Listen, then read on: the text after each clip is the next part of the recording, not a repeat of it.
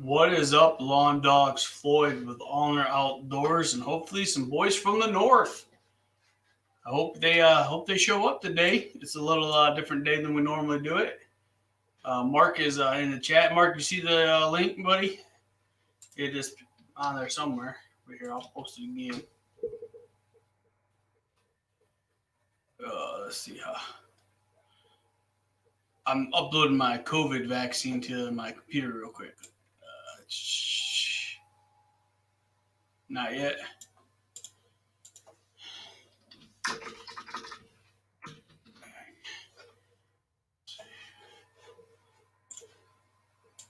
It's like I tried posting it before we go live. It must not work.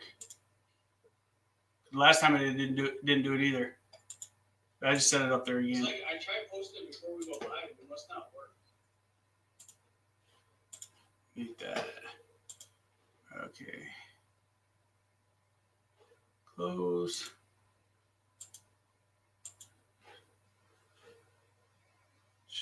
It should be up there now, Mark.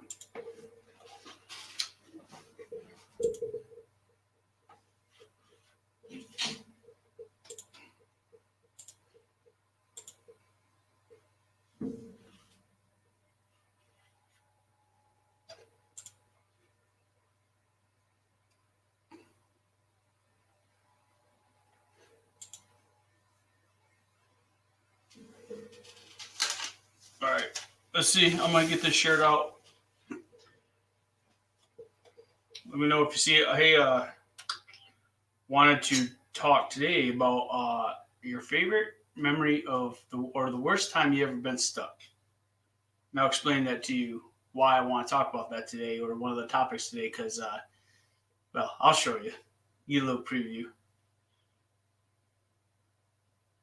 Mark, is it not there yet?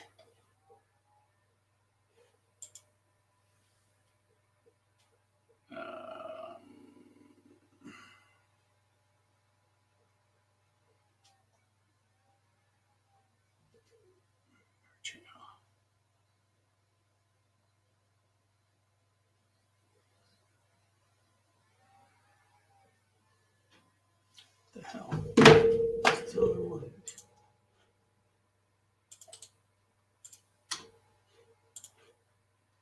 Drew, what's up, man? There, I just posted the piss out of it on StreamYard and on YouTube.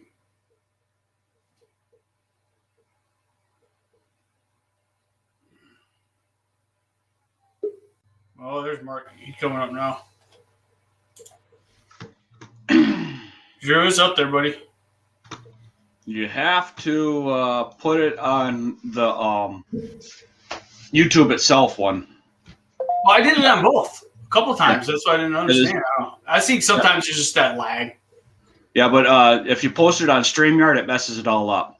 You have to post it right, because that's what I've been at. I struggled with that for a while, and I don't post nothing on StreamYard until I go live. But I just post everything on YouTube now. So that just works. So I was just wondering, I was surprised that you were up this morning because we got snow again. Oh, we got dust. We got nothing, not even a quarter of an inch. It was just a dusting. I mean, enough snow to see like a little bit of layer. Yeah, I didn't know if you'd have to go out and salt because we got more than a little layer. But no, I was planning on it, but woke up to nothing really. I know they were saying, but now it's supposed to be sunny and 35, and tomorrow's supposed to be 40, and we're done. We're done. Yeah. I didn't think we were supposed to get snow Monday morning or yesterday morning. And I took my plow off Sunday night because I had to go do something. I'm like, I'm not putting it back on. So I was out in the snowstorm or all the snow Monday putting it back on. Oh, that's yesterday I left it on thinking we were supposed to get some when we got none. So I should have took it off just because I need the money. Well, that's the way it works.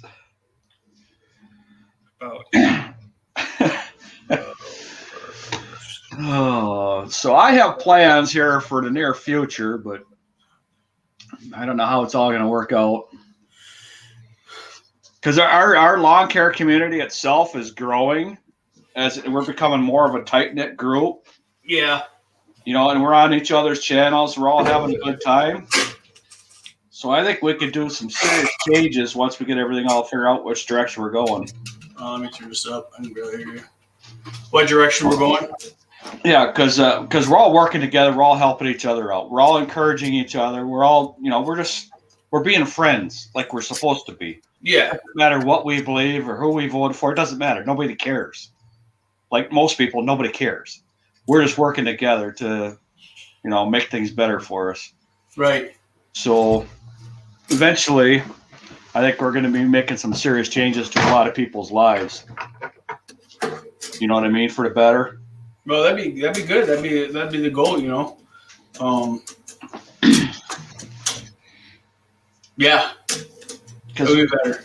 Because we're all working together. And how many people jumped on the Mowers for Vets? A lot of us jumped right in, donating or helping out. Yeah. The channel still only got like 50 subscribers, but that's okay. I mean, I'm not putting out a lot of content on it right now, Right. Well, see, and I have that channel right there is more going to be, it's. How do I want to say this? It will grow when it will grow. It'll take off, I think. Yes, but right now, because I'm not like I've made an announcement that we have the 2 mowers, to give away on Instagram, but I haven't done it on that channel yet. And it's just because it keeps slipping my mind, honestly. Right. Well, no, that's fine because you got to figure all the stuff out that you need to do first. Because you don't need to be, you don't need that channel to explode and you're trying to keep all that and figure out the. You reminded me of something. I got to write it down. 501. My little to-do list on my whiteboard here. Yeah, because you got to have you got to have all your ducks in a row because this is going to get big fast if we get all involved in it. Yeah. And I think everybody will get involved in it. I really do. So. Oh man, I don't know how many people come on today. I know this isn't our normal day. But I wanted to talk today sometime. We didn't got to do it right now, but the worst time you've been stuck, whether it be in your truck, your mower, your airplane, whatever, what was the worst time you've been stuck? Do you want me to tell you now? I don't have to. I mean, so I'll give you a little preview of the video. That's what I was showing here at the stream. Give you a little preview of the video I'm working on. So let me give you a little background here. So I was pushing the snow up and going off the yard into the power and push it. And when I was backing up, I knew I was off the road or the driveway a little bit, but I didn't think I was off that much. I was looking through my mirrors, and got her stuck. So this is the footage of that. So here you go. Well, you froze me. Floyd, blank. You're frozen. Freeze. Did we freeze? Yeah, okay. Yeah. Mark, did you see it? Did it freeze? No, you froze. Everything froze. I froze. The video froze too? Yeah, everything froze. All right. Sure. Then. It might not be able to do it because there's too much program going on. There's too much going on. Your computer's not liking you. Oh, that ain't nothing. That ain't nothing.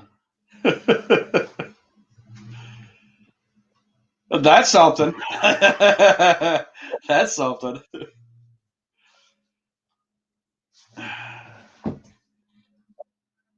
You muted yourself. You're muted. You're muted. There you go. What is going on? This is a rookie show, everybody. A rookie show. Oh, that's funny. That's just absolutely funny. Oh my god. I got, when you have your editing software up, it just destroys everything on your computer. Yeah. Well, see, that's what, because the last video I edited, My computer didn't like me at all because I edited it so much. My kids are like, maybe you need a better computer. I'm like, this is a good computer. I paid a lot of money for this computer. You know, like. Yeah, from what I see, I have to make about $1,000 worth of upgrades on my computer to get it to do what I want, and I'm not going to do that right now. Well, no, and I think maybe one day I might have to, you know, if I keep going, but right now it ain't happening. So I'm working on the thing, right? That's going to be the thumbnail. Well, this is the worst time I ever got stuck. Vicky was with me. We were out plowing. We were about an hour north. Hour? Yeah, about an hour north of where we are plowing snow because I was doing the foreclosed homes. This is way before YouTube. It would have been an awesome video. I'm plowing this driveway. It's uphill, and there's a slope on the other side. It drops right off. Yeah. Well, it was ice underneath, and I didn't know it. I knew it was there, but I wasn't paying too much attention to it. I was fine. But I hit the bank, and I slid off of the driveway, and the snow was up to the window. You didn't roll? It didn't roll? It didn't roll, but it slid down. It wasn't steep enough where it would roll over. Instead of calling the tow truck to get me out, I had a snowblower in the back, and I got the snowblower out and snowblowed around that side for about an hour to get rid of all the snow. Yeah, and got myself out. So I called my buddy. He was in Spring Lake. So Spring Lake's about an hour from me. He was down there working. I was like, "Hey, you in town?" He's like, "No, I'm in Spring Lake, but I'm heading back in a minute." I'm like, "Well, if I'm not unstuck, you want to come meet me out?"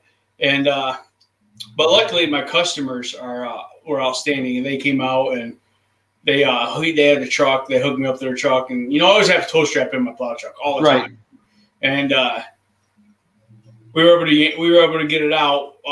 The first time we started moving and getting it out, it just went deeper into the yard and got more stuck. Yep. So we ended up having to grab shovels, and we're shoveling out. And in the clip, that's where the music kicks in just during shoveling time. I sped it up a little bit and shovel it out and got it out. It was fine, but it sucked because it was the third to last house on my route. So I was ready to go home. I was done. It was already 11 hours into the day. I was like, I just want to go home now. And now it's like noon because I got up at 3. It's noon, and I'm ready to go home, and I'm hungry, and then now I'm out here sweating, and my kid just texted because they didn't have school yesterday. Hey, we just warmed up lunch for you. Well, I'm going to be another hour now. Oh yeah. So that's one thing I always told, or I tried to do when I was coming home is send Vicky a text. I'd be home in 10 minutes, or I'd be home in 15 minutes, or whatever. Yeah. Because that way, she would. Because the whole time I was plowing, she would make me a sandwich or something. When I said I needed something to eat, I'll be home in 15 minutes. When my wife's home, it does that. She turns the coffee back on for me and warms it up. Because I'm going to want to sit down and relax. Yep. But most cases, like during the week, she's not home. So, I mean. Right. But. Well, see, Vicky, we were, or I was lucky that because Vicky worked with me and she didn't go do the snowplow and stuff, so she was at home. But I stopped at home all the time and changed my socks. I was constantly changing my socks. I changed my socks 5 or 6 times in a day. Because you sweat through them or what? Yeah, because I was sweating through them, and I just changed. Hey, this guy. No crybabies. No crybabies. No crybabies. Well, I tell you what, when you're getting stuck, it's funny afterwards. I'm just glad I had the sense to not get frustrated and pull out the camera and record it. Of course, I did my intro and outro and all that this morning before we went live because, you're filming for the whole day. You don't really have an intro and outro for that moment. Right. So, that's why, I'm wearing what I have on now. Yeah. But I just did it here sitting at the desk. Yeah. Just think about this, Floyd. You're so in tune with what you're doing. As soon as you get stuck, the first thing you do is grab a camera. It was almost like, yes, I hope this goes good. I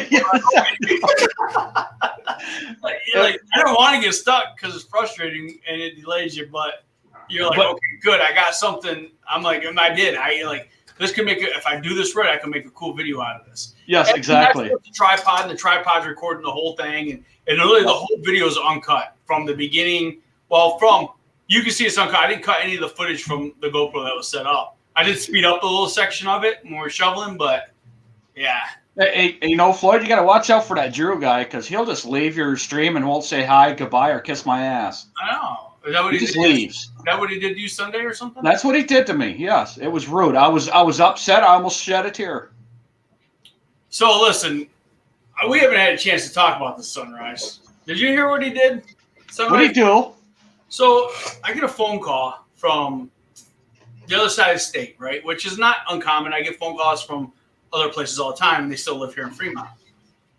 And the guy's like, hi, he leaves a voice message, and I call him back, and it sounds like an older gentleman. His name's George. So I call him back, and he's like, yeah, I need to get my driveway plowed, and I'm like, okay, what's your address? Do you plow driveways in Flint? I go, you mean Flint, Michigan? He's like, yeah. And I'm like, no, that's too far away. I'm over towards Muskegon, Grand Rapids, and Flint's like 3-hour drive. And he just started like talking and giving me crap. And not giving me, he didn't give me crap, but he's like trying to go, come on, you know anybody, blah, blah, blah. And the whole time he's like, it was sunrise the whole time, just screwing with me. And he was supposed to record it. He was going to record it and like bust me out on Facebook or on YouTube, but I called him back. When I called him back, he had his camera and stuff put away. He couldn't get it out in time. So him and Shane were in on it, I guess. Oh, that's funny. That was pretty. He had me going. He's like, "What's your name again?" I'm like, "This is Jeff Foster with On Lawn Care." He's like, "Do you go by Floyd? I watch your YouTube channel, man. It's so awesome." And I'm like, and I should have known right then that it was a bull crap call because nobody watches my YouTube channel. Well, he should have had that whole thing on camera. Never put cameras. Oh, well, yeah, but I was just calling back a customer. It wasn't like it was a, but I was all professional. So if he was recording it, it was 100% professional. I even said before I realized what was going on, I'm like, well, good luck finding somebody. I don't know anybody over there. Good luck. And I get it because he was complaining about the slush that gets pushed around the end of your driveway. And I'm like, I get it, dude. I've yesterday, matter of fact, I was out plowing and I just saw a couple of older ladies out trying to break out their driveway. And I'm like, hey, I'm taking off. I'll swing by and just scrape the road part. I'm not going to plow their driveway off for free, but help them get that crap out of their driveway, Yep. That's why. That's what his internet went down, Mark. I know. That's what he says, But you notice he's not up here neither to defend himself. He's hiding behind his keyboard. He's checking. Keyboard warrior. There's a keyboard warrior. Yeah, he don't want to face me. You don't want to come up face to face. That's just here. And I'll even post a link again for him, so he can't cry. Well, he's gonna because it's our fault. So he just don't like us. He comes in and teases us and then leaves. That's just the way he is. I wonder if Mikey got snow over there in Canada. I know I have no idea. Yeah. Yeah, he had me in the truck and Bluetooth, and he hadn't made it home yet. He wasn't ready for it. Johnny Mo, what's up, man? Welcome. Come on up if you want, man. There's a link there. Whoever wants to come up can. But yeah. See that? You pick early in the morning, you get all the nice people up. All the big YouTubers that have been around forever. Johnny? Yeah, Johnny's a good guy. He is, yeah. I like Johnny too. He's one of the bigger channels that I still watch. I don't watch too many of the big channels anymore. I do once in a while. I shouldn't say that. I do watch the Dirt Monkey still because he does a lot. Yeah. But he's not consistent. I don't watch him consistently. I watch him every once in a while. All right. Well, Johnny was when I first started doing lawn care stuff, I was watching Johnny a lot because he had a lot of the back end stuff that I didn't know. And that's what I was always looking for. So that's why I went to Johnny's channel all the time because he was telling, but he was telling you about the bad stuff that happens, not the good stuff all the time. He didn't sugarcoat nothing. That's him and Randy. They don't sugarcoat nothing. So that was. I don't like it when people sugarcoat it. No, I didn't have to go salt this morning, man. It's so warm that I didn't even salt yesterday after I plowed. All I had to do was plow even the parking lots, and by noon they were already cement. It's starting to get warm quick here now. It's supposed to be 35 today, 40 tomorrow. I think our winters here in Michigan are done. Probably not in Ohio or Texas yet. They might have more snow. But no, in Michigan, we're about done. We're about done. If we get another, we may. I can't say we won't get more snow one day, but I think snow is done here. Yeah, Lake Huron just our Thunder Bay, their lake part of Lake Huron, it opened back up yesterday. And you can tell when it's warm because there was a single person on the lake fishing yesterday. And there's still probably 12 inches of ice on the lake. They're not. Yeah, but it was warm, so the fish weren't biting, so they were off the lake. People don't like walking on that slush. Brett, I'll send Mark down, buddy. He subcontracts for stuff. Yeah, I'll be down there middle of next week. He might just bring his motor home and not his plow. Yeah, that'll be middle of next week.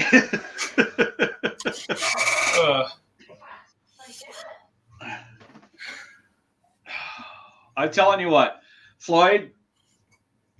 You know they did get a lot more snow, so they were doing the averages, and we're down 31 inches it was 37 inches normal for us. But Lansing was actually 4 inches above their normal. So that's what I'm saying. South of Grand Rapids towards Ohio, they got quite a bit of snow. But us north of Grand Rapids didn't really get much. Oh, look at Brett there. It's going to be 63 here today, boys. Oh, I'm telling you what. I can't wait. I cannot wait. Hey, I got to talk to Bowman when he gets on here. I got good news about that Christmas light installation stuff. I got to hit him up on Instagram if he doesn't come up here. He's probably still sleeping. He might be. Or Crystal's feeding him breakfast. It was Bowman, right? It wasn't Bowman. It wasn't Bowman who wanted it. Oh, it was John. It was John. Yeah, that's right. John's at the house. That's right. Why am I thinking Bowman? It was John. Yeah, if John comes up, I need to talk to him. The lady got back to me, and we can split the whole thing down the middle. So it'd be cool. And we can still go to it. And he lives in Missouri, so St. Louis isn't far. That conference is down there. Right. You know. Yeah, see, that's what's nice about these, because we can work together, we can network, and like I said, help each other out. Because everybody's got different things going on their channels, but we're all kind of jumping in there. Yeah, you know, and it's gonna work. You know, that's what she said. Yeah, that's what she said. Well, the Keweenaw Peninsula, that lady that I can't think of her name now, that steward of whatever in the Keweenaw Peninsula there. She said they are down 100 inches of snow. The Yooper girl on TikTok. The Yooper girl. You see, she's like making it famous, man. She's getting big time. Big. Well, see, she's got people that. Oh, here we go. She Hey Johnny, what's up? Hey Johnny. Oh, I can't hear you, bud. No. She's like got people from Texas on there talking to her, and hey, this is the weather report from Texas. It's great. Still can't hear you. Yeah, she's very funny. I like her. Oh yeah. And she's not from Michigan. She's from North Dakota, so you can, or Minnesota. No. It's okay. You're speaking through. You can hear us, but we can't hear you.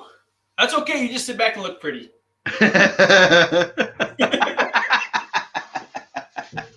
Yeah, no, because her husband's the coach. That's why she's up there. Yeah. Michigan giving away Tech swag. She went out and bought the beanie that she always wears. She went out and bought stuff, and she's going to do a contest. You got to do your biggest impression of her or something. Yeah. She's going to give away the outfit, because she always wears the same hat and the same. Oh yeah, she does that. Yeah. Yeah. Yeah, she's good though. She's very good. She's fun to watch because she takes the North Dakota accent, which is what she's got. She doesn't have the Yooper accent, but she tries to do it though. The Yooper accent is less than a North Dakota accent, so she's got it. Yooper here. Yeah, she's got it. Oh. Johnny's getting irritated because he can't talk. Yeah, he's figuring out because it's not like he's a rookie at this stuff either. He knows what he's doing. Yeah, well, computers were computers. Sometimes they work, sometimes they don't. Oh no! Only salt I'm doing today is dumping salt in my salt thing for my house, water salt softener. Yep. The only salt I have to worry about is my driveway because everything's dripping off the roof yet because the gutters are still frozen up. People scraping their houses the other day, and Liz was like, my wife was like, "Do we need to go out and rake our house, rake the roof?" You know. I'm like, no, these people are just worried too much. I said, if we had a 2 foot, 3 foot of snow on the roof, yeah, but it's not even 6 inches up there. It ain't. No, it's not nothing to worry about. And it's just gonna melt soon anyway. So. Well, see, the thing is, our roofs are designed to take that weight. Yeah. They're engineered to take that weight. That's why they have certain codes you have to follow. Yep. And if you follow the codes, the building codes like you're supposed to, you don't have a problem ever. Right. And like I told her, I said, yeah, if we had the blizzard of 78 or something like where we get like 2 foot of snow overnight, yeah, there's difference. You know, you want to go out there and clean it off. But right now, we ain't got enough to worry about that stuff, you know? Right. No, we don't. Yeah. Yeah, so I got stuck yesterday, and with my lawnmower, it was I got stuck in a lady's yard. It's never been wet. It's never, ever been wet in her back. I've mowed it the whole summer, my first year. And then I'm driving, and I buried that Kubota. And I felt bad. That's actually why I have toe straps. I ended up getting 3 30-foot toe straps because it was like I was like 90 feet away from my truck. And I didn't want to back my truck up anymore because it got stuck. Right. And I ended up hooking up to my lawnmower and pulling it out, but I felt bad. I'm like, man, I'll fix that. And she's like, don't worry about it. You know, it's not big. They feel bad when the customers feel bad, like they did something wrong. Mm-hmm. That's awesome because they didn't do nothing wrong. You know. Oh yeah. You know, I told Amy after I got stuck in her yard, I'm like, listen, you ain't got to pay me, man. I mean, granted, I know Amy yard last year wasn't the best. They didn't hire me to take care of it because COVID money was tight and all that. They started working from home. Right. And maybe they'll bring me back this year. They're gonna think about it, but I still feel bad, and I don't even know if I really destroyed their yard. I don't know. Right. But I still like, oh hey, I'll just finish plowing it for free, and they're like, no, they still paid me, and stuff like that. So, are you there? Oh, there you go. Can you hear me now? I can hear you now. All right, can I look cool now? Yeah. Yes, you do, buddy. Yes, you do. What's going on, guys? Not much, man. Welcome. You gotta jump in here real quick. That's good. We like company because we get bored talking to each other all the time, because we already know what we're gonna say. Right. Well, so what was the worst time you've ever been stuck? Nothing as bad as one time I was on a driveway and it was a wraparound driveway around the back. I was coming down, my front wheel got off, and the more I tried to get back on the driveway, the closer I got to a tree. So I was about to crease my truck, and I don't know what made me think of it, but I decided to drop the plow down and move it this way. And what it did is it moved the rear end of my truck out. I picked the plow up, dropped it again, and I moved it that way, and I was able to get out. I've been pulled out quite a few times, but nothing to the point, where it just backs you up more than anything. Right. I've never been stuck to the point where, like, oh my God, I've been stuck to where I've had to call a couple of my buddies and, hey, please come get me out. I ran behind a little bit, and that's the biggest. For me, it was always the biggest thing is being behind the liability, and that's something, to be honest with you guys, I don't hear anybody talking about liability on whoever's doing snow removal, whether it's big channels or little channels. Like I'll never forget that call I got. It was 1:30 in the afternoon. Bling, bling. Hello, Johnny. We had a slip and fall. I need your insurance information. The girl's at the hospital right now, and they need insurance. And I'm like, it was crazy. It was crazy. Mm-hmm. It happened back-to-back years. After that, I learned real quick. So I struggle with that. Like, we go out, we plow, we saw. But how is it still on us if they slip and fall? Well, right now, insurances are just paying bills. Like, and I'm not, listen, please understand this. I'm not trying to bash anyone on YouTube. Before I make the next statement, I've been doing this a very long time, 25 years. I've been plowing for 15. When I see YouTube channels setting up cameras and plowing parking lots for pictures, to me, that is not, that's entertainment. But I can tell you right now, when you got 16 parking lots, you're not setting up a try. No, you're not. There's no way. And again, no offense to anybody, but people really need to know what they're looking at when they see this. When you see a guy plowing a parking lot and he's got snow spilled all over the parking lot, that's entertainment. I never spill over. If I spill over, it's because, man, I just wasn't paying attention. I mean, you got these guys, and so. What do you mean spill over? Because I'm still new at plowing. This is only my second year plowing. All right, so when you turn it like this and you take too big of a bite and it spills all over the parking lot and you're plowing the lot 2 and 3 times. Oh, okay, yeah. I still struggle with that sometimes. Guys that are serious about doing this, they're not doing it for entertainment value. That's not common. You know what I mean? I'm not plowing my lots 2 and 3 times to get it done. Now, if you're on a really massive lot, and there's going to be spillover, obviously. You know, right. Usually if you're on a massive lot, what you do is you'll come in and take streaks out of the lot.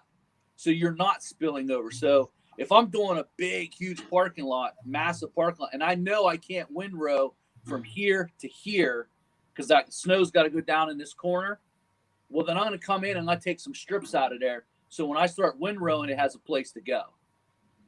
But I see all these commercial guys, you know, they're on YouTube, they're doing these things, and they're spilling over, they're doing lots 3 and 4 times. That's not normal. And no, that's not I only set my tripod up. And really, this year I've done it on the same 2 properties simply because the one's a Dollar General because it's big and it takes me a while.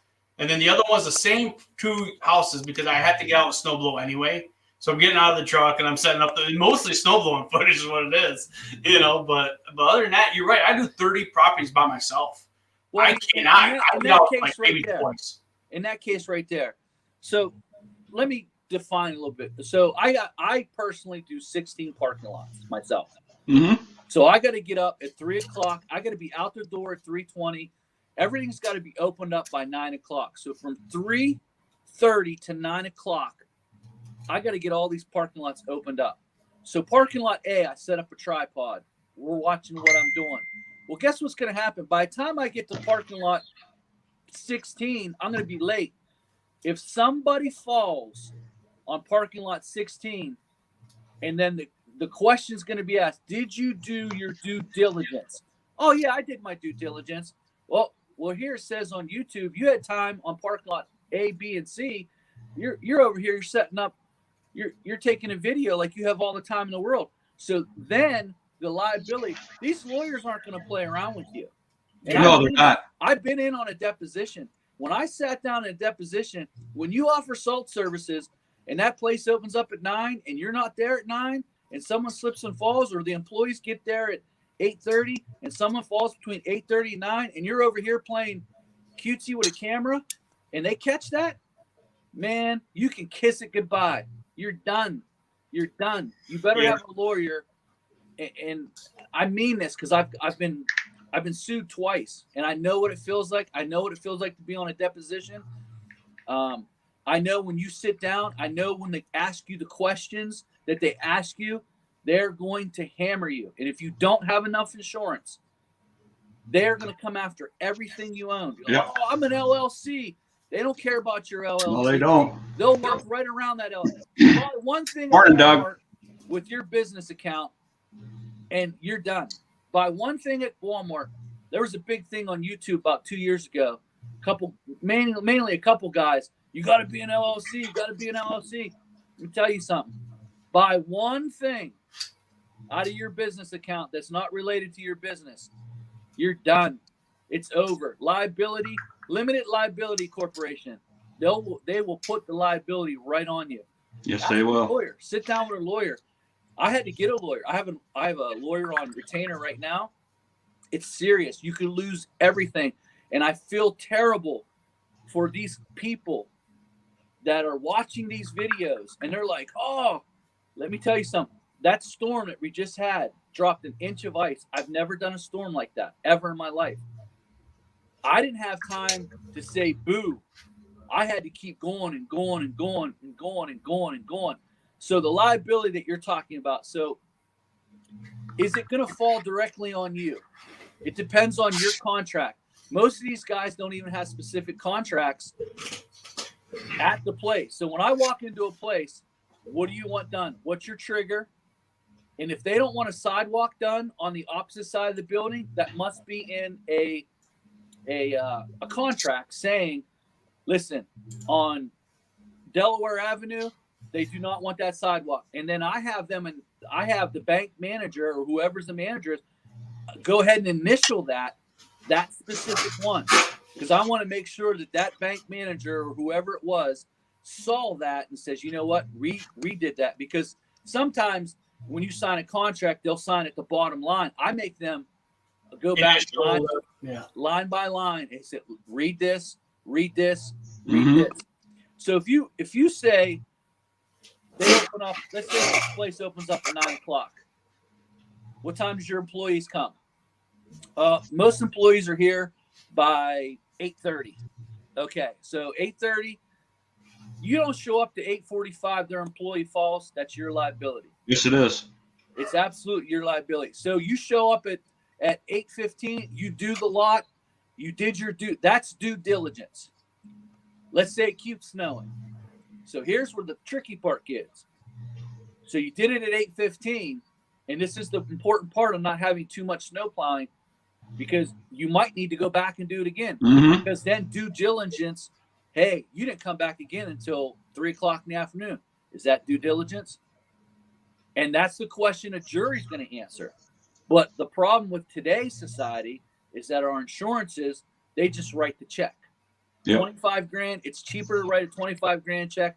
That's why Walmart will take you in the back and give you $1,500 to fall in their parking lot. You know what I mean? They were doing that a few years ago. People were falling in their parking lot. Hey, just $800. Here you go. Sign off. Because it's just cheaper to pay them off than it is. And I just feel terrible. People are buying these snow plowing videos of guys that don't even know how to use a plow yet.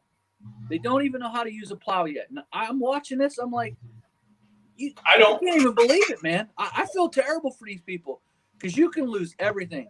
I didn't know any better. When I got the call, I had to figure it out real quick. It happened 2 years in a row. The first one wasn't too bad. I think it was a settlement of about $9 grand. The second one was a settlement of $25,000. The second one I beat because after the first one, I knew. I knew what to do. Like I was there at 8 o'clock. I was there at 10:30, and I go right in front of the cameras. And so when I sat down for the second deposition, I had my logs. I had camera logs. In fact, their lawyer said there's nothing we can do with him. He can go out and get out. So now the liability fell on the place. Right. And so they settled out of court for 25 grand. The first liability was on me because I didn't see that there was ice in place where it was at, and that was my fault. So after that, I'm like, okay. So like right now, we're going to be 50? We're going to be 50 degrees at some point this week. This is when it's going to happen. And this is what marks a good snow plowing company. And you don't see any of them talking about this. So their gutters are overfilled right now. You've got ice hanging down from gutters. They're going to melt all day. Guess what the temperature is going to be tonight? 20. What do you think is going to be all over the sidewalk in the morning? Ice. You got to go and clear that. You think you're getting rest? This isn't a joke. This isn't we're going to go, we're going to go put a plow video up and we're going to go plow a lot and just so everyone can click on it and see, oh, a big truck moving a lot of snow. That's not a joke, man. You can lose your livelihood over a gutter. Yes, you can. It's clogged right now. The gutter's clogged. That's going to melt at some point today. The sidewalk's going to be wet. Tonight it's going to flash freeze. The whole parking lot, wherever that snow melts to, that parking lot is going to need done tomorrow. And that's something that you have to bring up to your places. Now, I'm big on, I don't like home driveways. I just don't think there's enough money in it. For me, where I live, with a 2-inch trigger, it's just not enough money. So parking lot and salting is where I make a big load of money, but at the same time, it's a big liability. Yeah, I only have the 2 commercials, and they're not, I do them in the morning, the first ones. Yeah, well, what I do is are I line them residential. up. Whatever their opening time is, I back it up an hour, and I make sure, the thing that stinks is, though, when it starts snowing like it did yesterday at 5 o'clock in the morning and everything's open at 9. Luckily, it was just a salting event, and I was able to get to every parking lot, open it up, and, in that time reference. Well, see, and that's the other thing, Johnny, is the people that argue with, because any of my plow videos, the lighting's right, everything's going, because I'm there the second day of a business that's closed, clearing that parking lot, and it is for entertainment. It's just for the video. You're exactly right. That parking lot is just for a video. It has nothing to do with plowing. It's for the entertainment value of the slow motion of the snow flying and stuff like that. Oh, and those are cool. I watch those videos. I like them. But it is just entertainment, like you said, and people don't realize that. And I think that sometimes we should put a little addendum onto that too. That's not a bad idea. I watched a video last week. The same storm that hit me hit them, and they're at 4 o'clock in the morning, and they are just getting ready to go. It is freezing rain right now. I mean, do you realize you don't have time to play around? No, you don't. So 2 things. Either they don't have a lot of plowing and it is purely entertainment, but there's no way I'd ever put a video out in those conditions letting me know what time I was and where I was. The liability of that, you could lose literally. LLC's not going to protect you. No. An S corporation will. But you're done. Hey, it's 4 o'clock in the morning. We're getting ready to go out. As you see, it's freezing rain. At the same time, someone falls on the property you should have been at. You're done, man. You're done. You can kiss it goodbye. You can kiss your house, your car, everything. And I think there should be an addendum to some of these. Hey, listen, there's young guys looking at this. They've never plowed before. And I'm guilty of it. I say there's a lot of money in plowing. I make more money plowing per hour than I do anything else I do. Yes. And it's the least of my business. Like, I don't pay hardly any attention to this part of my business. Like, it's good money when it comes, but it might not snow. I don't pay any attention to it. Yep. Now I'm starting to pay attention with the numbers. Like, holy moly. Like, this is my second getter now. Like, I have this service is number 1. This service is right underneath it. Like, I'm making almost a year's of income now just plowing and salting. That doesn't happen. This year I did, but it doesn't usually happen like that because we don't get the kind of snow. Right. But when I was looking at all these videos, I was watching people plow lots, and I'm like, either they've just started plowing, they have no idea, and that's cool. Or I'm like, there's no way I could plow a lot twice. There's no way. I mean, you know how much money you lose? Just no. And I'm looking at it like, this is entertainment. It has to be. Or they're just so young.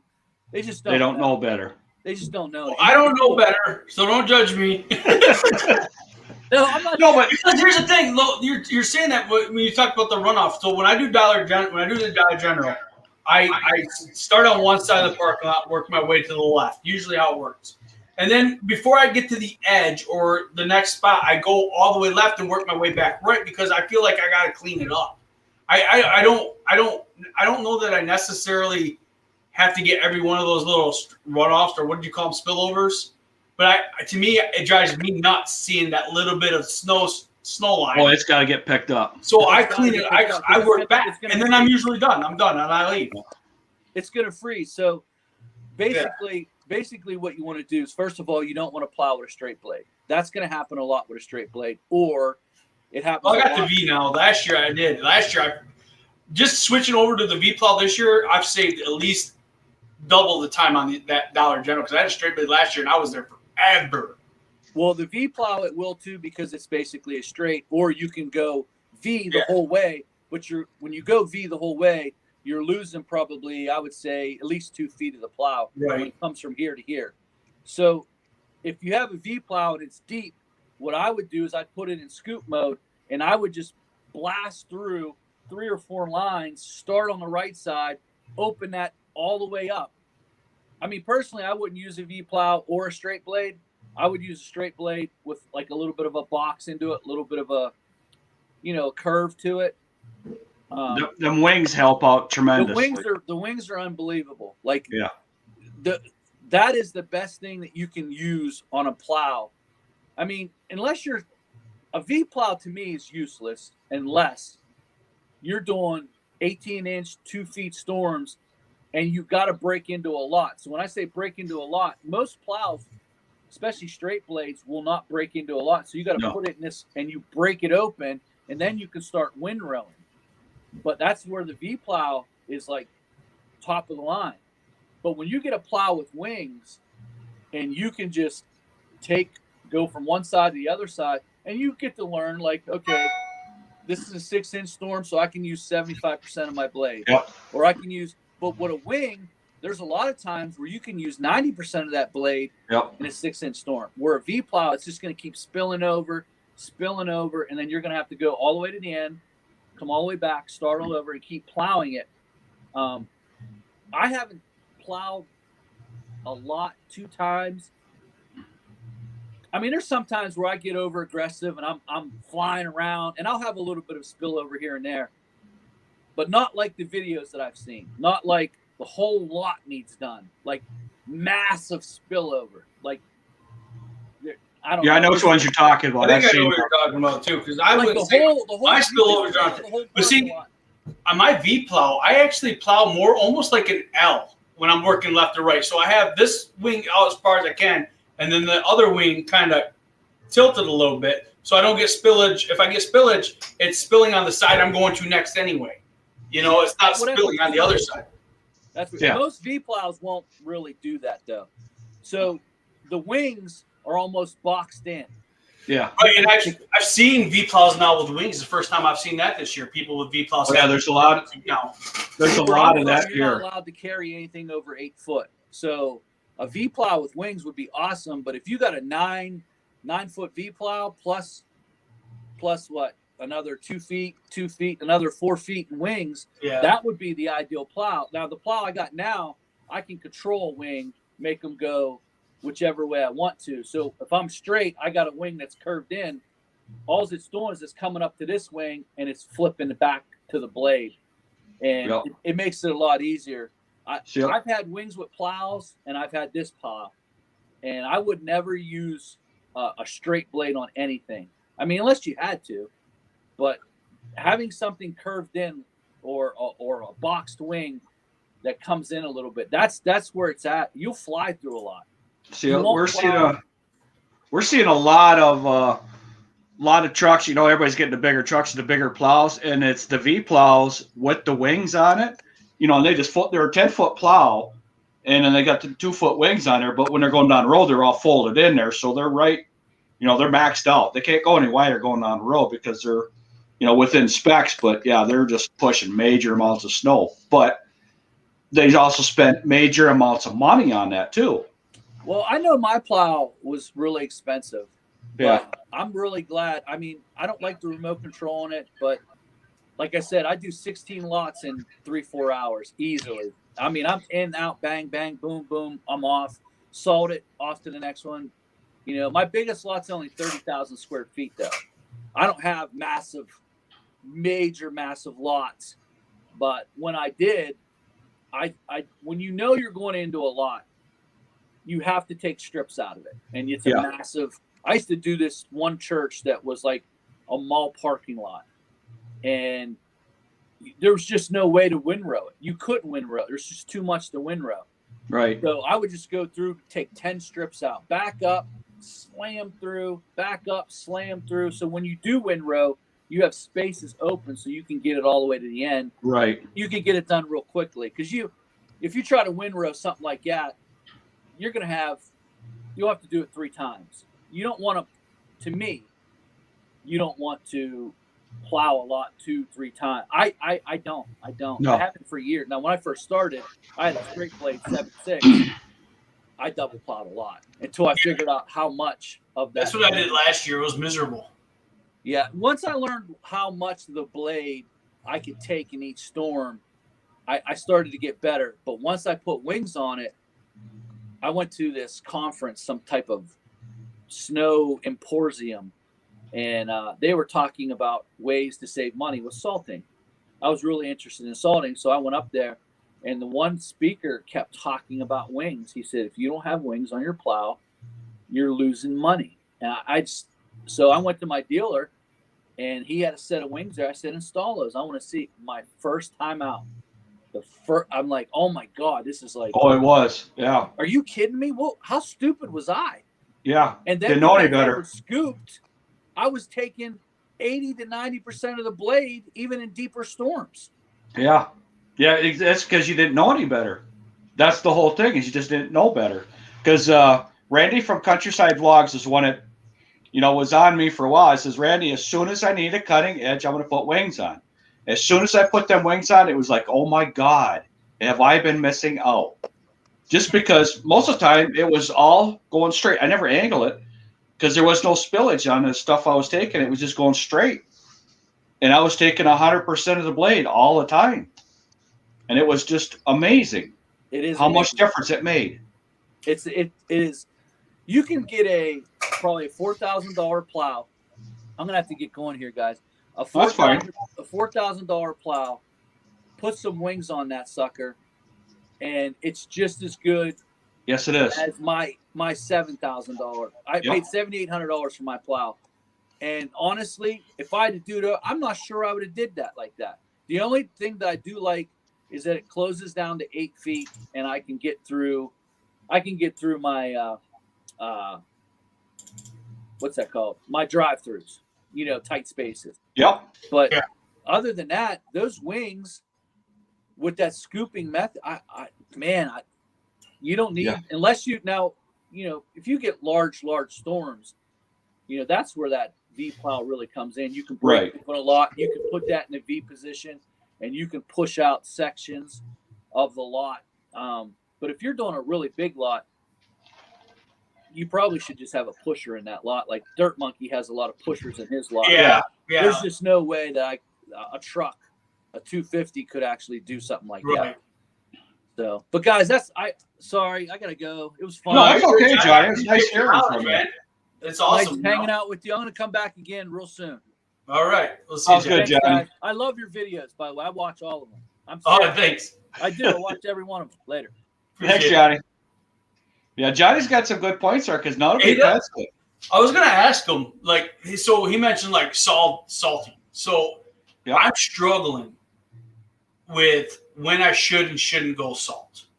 Well, I don't know. I probably had salting situations that I didn't go salt because I don't know that I should. I just don't know better. Well, that's something that I want to improve on for next year, because this year I know it's coming to an end. But I should I go salt? Should I not go salt?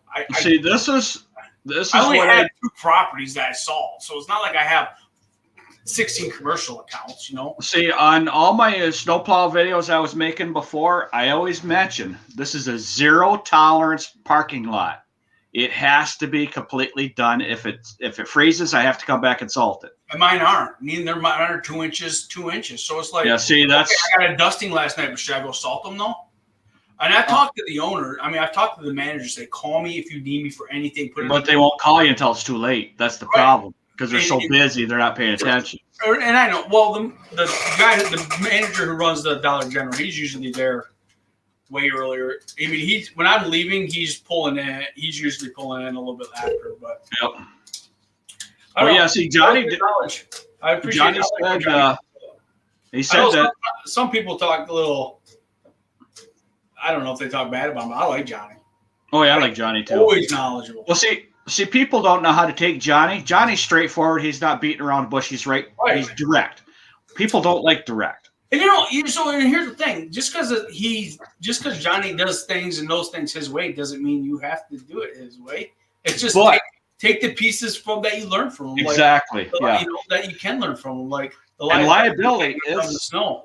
Liability is a big thing in the winter. You gotta make sure you have that insurance and stuff. You know. And oh yeah. Start getting into study. I'm fully insured and all that, and I got insurance that'll cover that stuff. But yep.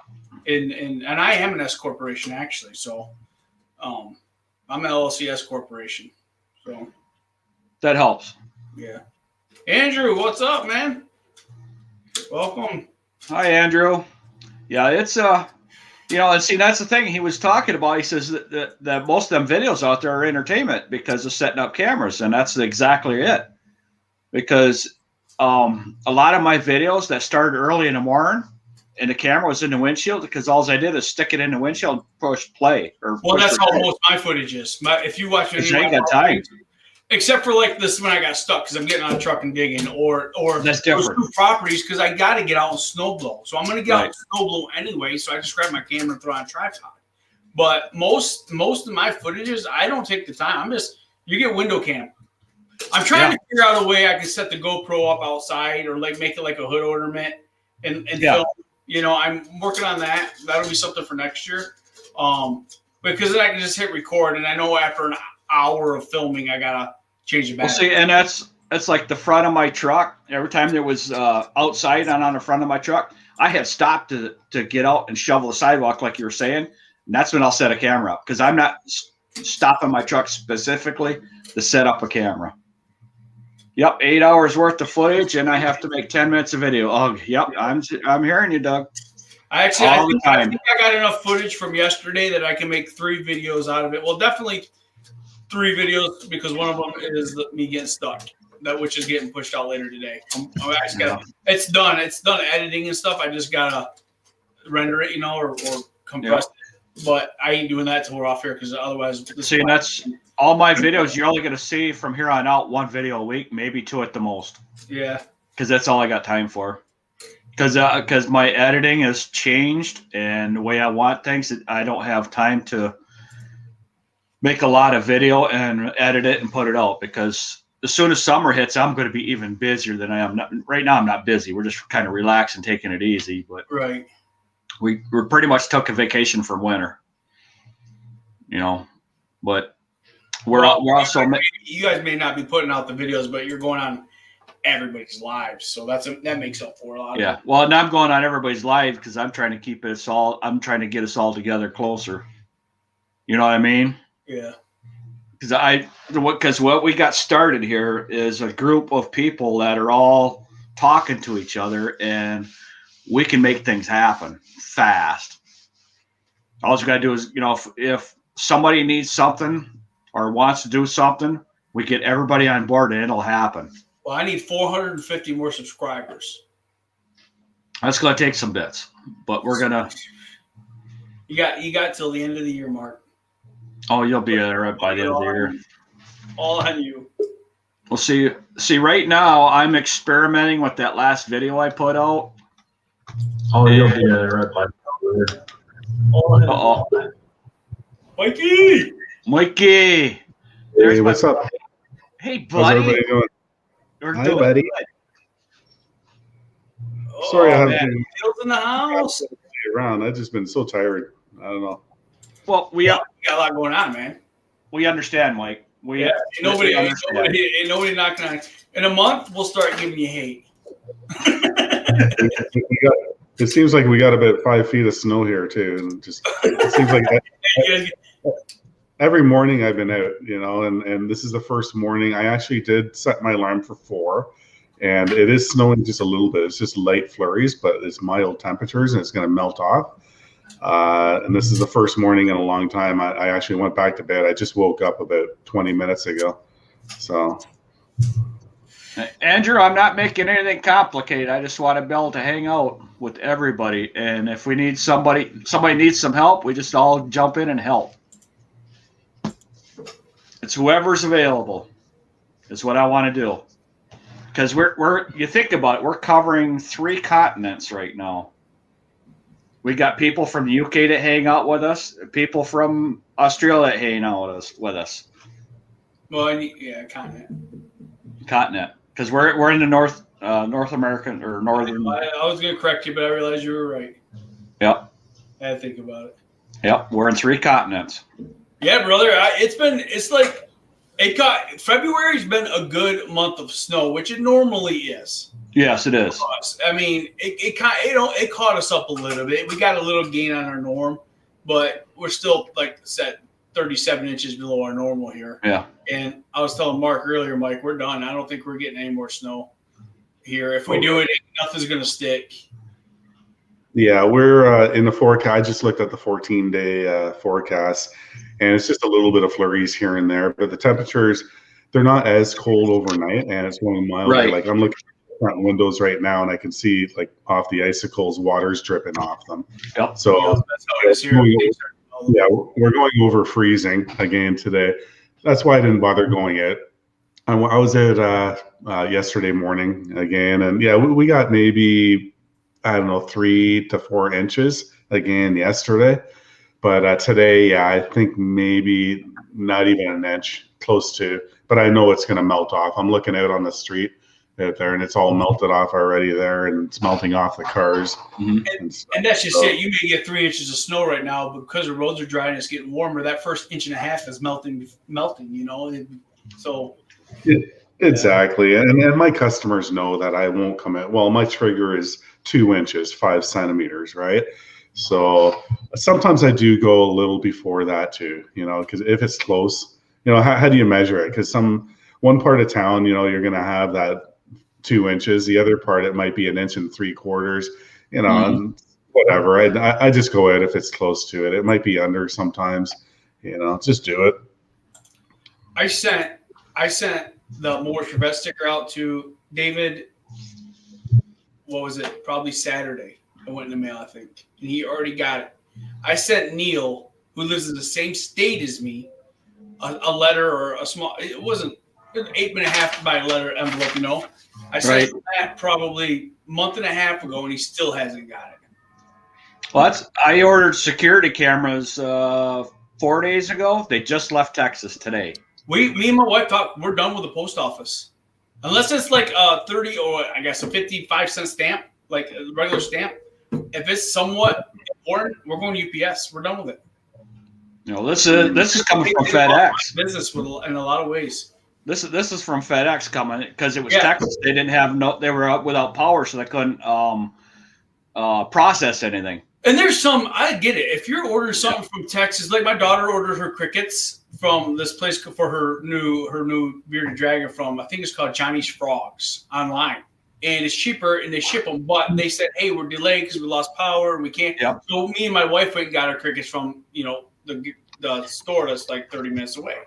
Right. You know, I told her, I said, I can't drive down to this place every freaking once a week to get you crickets. You're gonna have to find an online source that delivers them. It's just cheaper in the end. Yeah.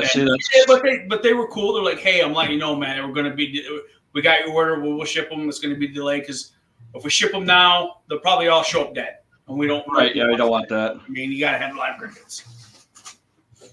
But yeah, it's Yeah, exactly. He still doesn't have it, and it's ridiculous. See, and and that was an important document. I probably should have tracked it and all that. That's where I kind of messed up. I didn't put a tracking sticker on because at the time I didn't think like, oh man, mail's going okay at this time, you know. But no, it just killed me. See, we started our taxes here this past week here. And just through Amazon, we have $600 worth of return or refunds because of lost packages, which is about 1% of our things that we mailed out. But you think about it, 1%, that's not that bad for the amount of packages I send out. 1% is not bad, especially when they threw in. Well, what's going on is they threw in the mail-in ballots that's what put the post office behind, because they're not geared to handle that volume of mail. They don't have the staff. There was no issues with the mail-in ballots.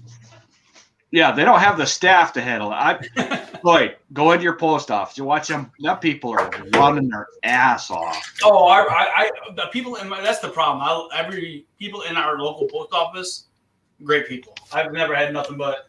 I've never had any kind of word to say about them. And everybody I talk to at their post offices, they're all pretty much the same thing. Them people take pride in what they're doing, and they're running their ass off. Because I see it. They're just moving. Yeah. Oh, we got someone in the basement. Shall I bring somebody up? You know, I'd let him up, Mark, but I'm afraid he'd just leave without saying anything. Well, you know, leave him down there and stew. Huh? Leave him down there and stew. Damn it. Can't help it if the internet goes out. It's not my fault. Yeah, whatever. I seen comments going on after that. So our mail lady got fired, I think, or put on a different route because she started getting complaints. Like literally, she would, if we had a package delivered, she'd run up to the door, put the sticker on the door, and run back to her car without knocking and trying to say go to the post office to get the package. Because she's just like, what, you don't want to carry the package, you'd rather carry the sticker? I'm sitting on the couch and I see you run by the window. Yeah. You know? Right. So a few people in our neighborhood were complaining about it. So I've noticed in the last 2 weeks we have a different postal carrier. Oh yeah, they moved it. Yeah. So hey, Franco. They just gave her a different route. Franco, what's up? What is up? The Lanier Franco channel. Lanier Franco channel. That's why he changed his name. You know? I got to say, them two boys had a lot of fun together. Mm-hmm. So and I'm definitely going camping for the GIE. You know, they did a lot more stuff than what was on video. Oh, yeah. So I'm going to find a campground for the GIE. I don't know if I'm going to stay in a KOA just because they're expensive. Oh, they're download the app called The Dirt, DYRT. It's got all the campgrounds, and all the phone numbers are there. The Dirt? Yeah. Here, let me pull this up here. It's got it. You know, it doesn't help you. We want to stay in the same campground if we go. Well, that's what I'm thinking because. But I try to reach out to Happy, but he's such a big channel and he's so busy. But I don't even know if he knows who I am. He did say he stayed in the KOA, but that's just so expensive, man. They're like $100 a night and crap. Mm-hmm. Yeah. Just see what Gavin said down there at the bottom? Yeah, I did. Yeah, he's showing us these double stuffed Oreo cookies, and then he freaking leaves. So we know what happened. Really? He went and ate the rest. You don't see no cookies now, do you? No, because you went and ate the rest of the freaking package. No, I still have one sleeve left. The things I miss when I don't come up on streams. Mm-hmm. Hey, Mikey, that's okay. You'll catch up real fast. Yeah. We're simple people. It don't take long. I'm trying to catch up on my sleep, but I got so much crap to do around here. I got to empty it, some of my garage into my basement storage area because we have 2 new garage doors being installed, I don't know, in a couple of weeks or so. They had to special order them because I got 2 old school doors on it, and they work like crap. I need operating doors to get in and out of my garage, which I will do 2-3 times a day. So we're getting everything all new, framing, everything. Yep. We had to get smaller doors just because the ceiling height at that part is a little lower. So right now there's a 9 foot wide by 7 foot tall, 2 doors. I have to go with a 7 foot, or are we going? Yeah, down to 8 foot wide. So going to lose a foot, and the height has to go to 6.6 inches to be able to fit the roller. The roller assembly, so the door rolls up and stuff. Yeah. So we're going to lose 6 inches in the height of a door. So it's not a big deal. I can't fit the trucks in there anyway. You can still fit a car in there, a smaller SUV. That's not the point anyway. I just want to be able to get my machines through, whatever else, and have access. So that's one of the first things being done. I'm getting estimates right now for a bathroom rental in the basement. I just had one yesterday. I'm going to have another guy, I think, coming later today or maybe tomorrow. So we're getting things rolling here anyway, but I'm just so freaking busy between all the snow that put me back with all my work here. What I got to get that ends up all the stuff you want to do at your house is a want, and the snow plowing is a must. And it sucks because you want to do the wants, but the must has to come first. You know, it's like exactly, and you know we got boxes everywhere there still and whatever, but the plowing is just making me even more tired and. I don't know. Like I said, it'll be over soon. I don't know. We get a little bit of a downtime between snow and spring cleanups. So I don't know if that's probably that way for you too, Mike, where you got a little bit of time where you can knock a lot of that house stuff out, hopefully. Because, you know, it's like now I'm not plowing, but I still got 3 weeks before all the snow's gone. You know, it's like, Here's going to be the most frustrating thing for Mike. As soon as the snow goes and it's nice and warm out and his backyard's too soft for him to do anything, he's going to be so frustrated. Because he already has his honeydew, not his wife's honeydew list, his honeydew list of what he wants to do out there. Yeah, and he's going to be frustrated. That's the worst. See him smile on his face because he already knows. I'm gonna have to be sure before everything thaws in, I move my trailers because they're gonna sink in the ground. I got both my trailers in the back. My dump trailer is full of salt still and a lot of wood, so it's pretty heavy. So yeah, before we start thawing it, I'm gonna probably have to move it back on my driveway. You know, just until I get going back there and stuff. I got some trees I got to take down. There's just so much work. I don't know if I'm gonna get the pole barn done this year. But what I want to do is at least clear some land and have a laneway at least and somewhere secure to park my trailers on, and that's it. I'll be happy this year. That's all. So, and one thing at a time. You know, it's going to take time. Yeah. Mm-hmm. So Neil said he busted a dolly tire and used a shop tube roller we wish you recorded vacuum tube as a roller. And Bowman wants to know how many yards you drive by, Drew. 0. That's funny.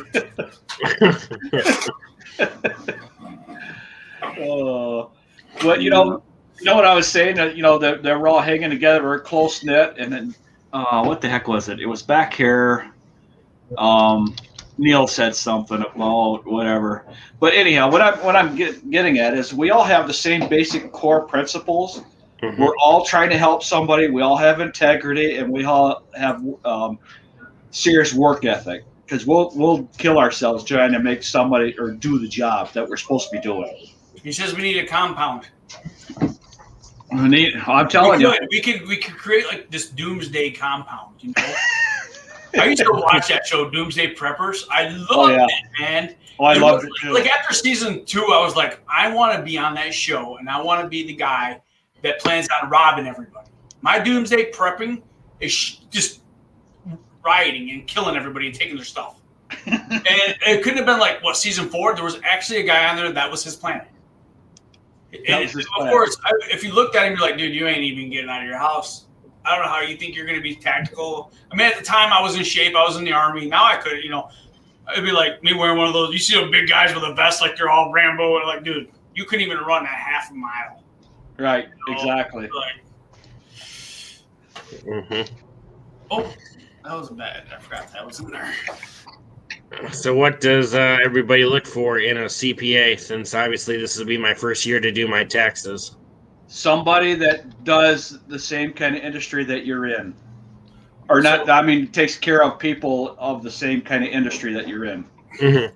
My CPA took care of lawn care people, snow removal people, just businesses like that is where everybody kind of drew to him. Mm-hmm. Because he knows exactly what it takes for your business, for the bookwork stuff. Mm-hmm. That's what you look for. You don't look for the big ones, you look for the smaller ones. And you ask around to your buddies. Who's CPA you're doing? Mine was more referral from the local people I deal with here. Yes. Talk to other lawn care companies. Which CPA do you use? Which CPA do you use? Why are you using that? Mm-hmm. That's the two questions. Who and why? Because if they say they know my business, that's the one you go with. Mm-hmm. because our CPA was great, and then he sold out. He retired and went to another CPA. It's not the same because they didn't know our business. So if they don't know our business, we don't get all the deductions that we could get. Right, that's what I'm actually scanning. You reminded me a little bit. So my taxes are about done through my CPA, but I realized I never told them that I purchased another company last year. Mm-hmm. They kind of knew it, but they never got the purchase agreement. So I'm scanning that and emailing that to them so they can finish up. So you just ask them and say, "Hey, you do lawn care guys and all that, and They they want do your business, Drew. Interview them. Interview them. Exactly. That's your right. You can interview them. Ask them your questions. Have you ever done anything like a small business like lawn care before? Have you, what's your history? They'll have portfolios and stuff like that. Now, do you have to get that deep? No, you're not a multi-million-dollar company. no." But you have the right to ask them questions. I can fire my CPA anytime I want if I feel he's screwing me over. But they do my payroll. They do everything. So it's like once a month I send them $125. They take care of all my payroll. And at the end of the day, they do my taxes. And they do my W-2s. So I don't have to do my W-2s for my employees. They do everything. They do everything for you. And the best thing about a CPA is if there's an audit, they're there. Exactly what CPA's for. Ask questions, man. Okay. Ask questions. I'll be making some phone calls today, so that's why I was just curious. Yeah. I mean, I don't know how big you are either, dude. If you're just trying to do your taxes, TurboTax is pretty easy too. TurboTax is what I'm using. Now, you can do TurboTax by yourself pretty easy if you don't have a lot of stuff. I just have a lot of write-offs. That's about it, really. But TurboTax, they ask you for that stuff. TurboTax and the CPA is very close on prices. And TurboTax has that online help now. Yes, they do for an extra $40. But now you're at the same price as a CPA. Yeah, so you might as well go to CPA. I think I found prices anywhere when I looked like earlier down the year. I think it was like 300 and up. I think for CPA. Yeah, to do your taxes. Mm-hmm. Okay. Because TurboTax, you could do it for about 150. My CPA cost me like $400 to do my taxes. Yeah. Mm-hmm. And the thing is, though, if you don't know and you got questions, don't do it. Because if you don't think you can do it, don't do it. I'd rather probably not, at least yet, just because I don't want to get audited. Then that would just be a huge pain in the neck. So what you do is you get your taxes done and you learn. You go through your taxes and say they did this way, they did this way. And the other thing is, if you have spare time, you could put all that stuff in there on TurboTax for free. For now, you could do everything for free. TurboTax works really well with QuickBooks, I believe. Yes, it does. Could be wrong because I don't use neither one of them. QuickBooks Online. QuickBooks, yeah. Online QuickBooks. Transfers over to TurboTax like that if you do QuickBooks right. Yeah, it'll transfer all over. And like Doug says, he pays his CPA well, and it's worth it. I'm actually going to talk to my CPA about investing too, like learning the stock market a little bit. Yeah, I don't know much about it. Also, my neighbor across the street, I guess. Because most CPAs also run or also control retirement accounts too. Yeah, exactly. And you're young enough where you want to be putting money away because no one's going to help you. Nope. See, a very wise man told me, put money away all the time. Put money away. I guess something right now is better than nothing, even if it's like $50 a month or 100. That's still something. Yes, because it's not right now that the money you're looking at; it's the compounded interest in the future you're looking at. So I'm guessing it would be what, like a Roth? I should open maybe. Whichever you're allowed to do, open up. Mm-hmm. Talk to a financial advisor, CPA, and because once you become comfortable with the CPA and doing your books, then you become with them on the investment part. On where to not investment, but I mean a retirement savings account or something. Because you don't want to be 50 years old like us and still not have where you want to be on your savings. Yeah. Neil, Mark It's has not, me. you know what sucks? It's not that I didn't know that at Drew's age. I just didn't do it. Right. I knew back then it was better to save. I knew when I was 23, I'm like, man, if I do all this, I'll be.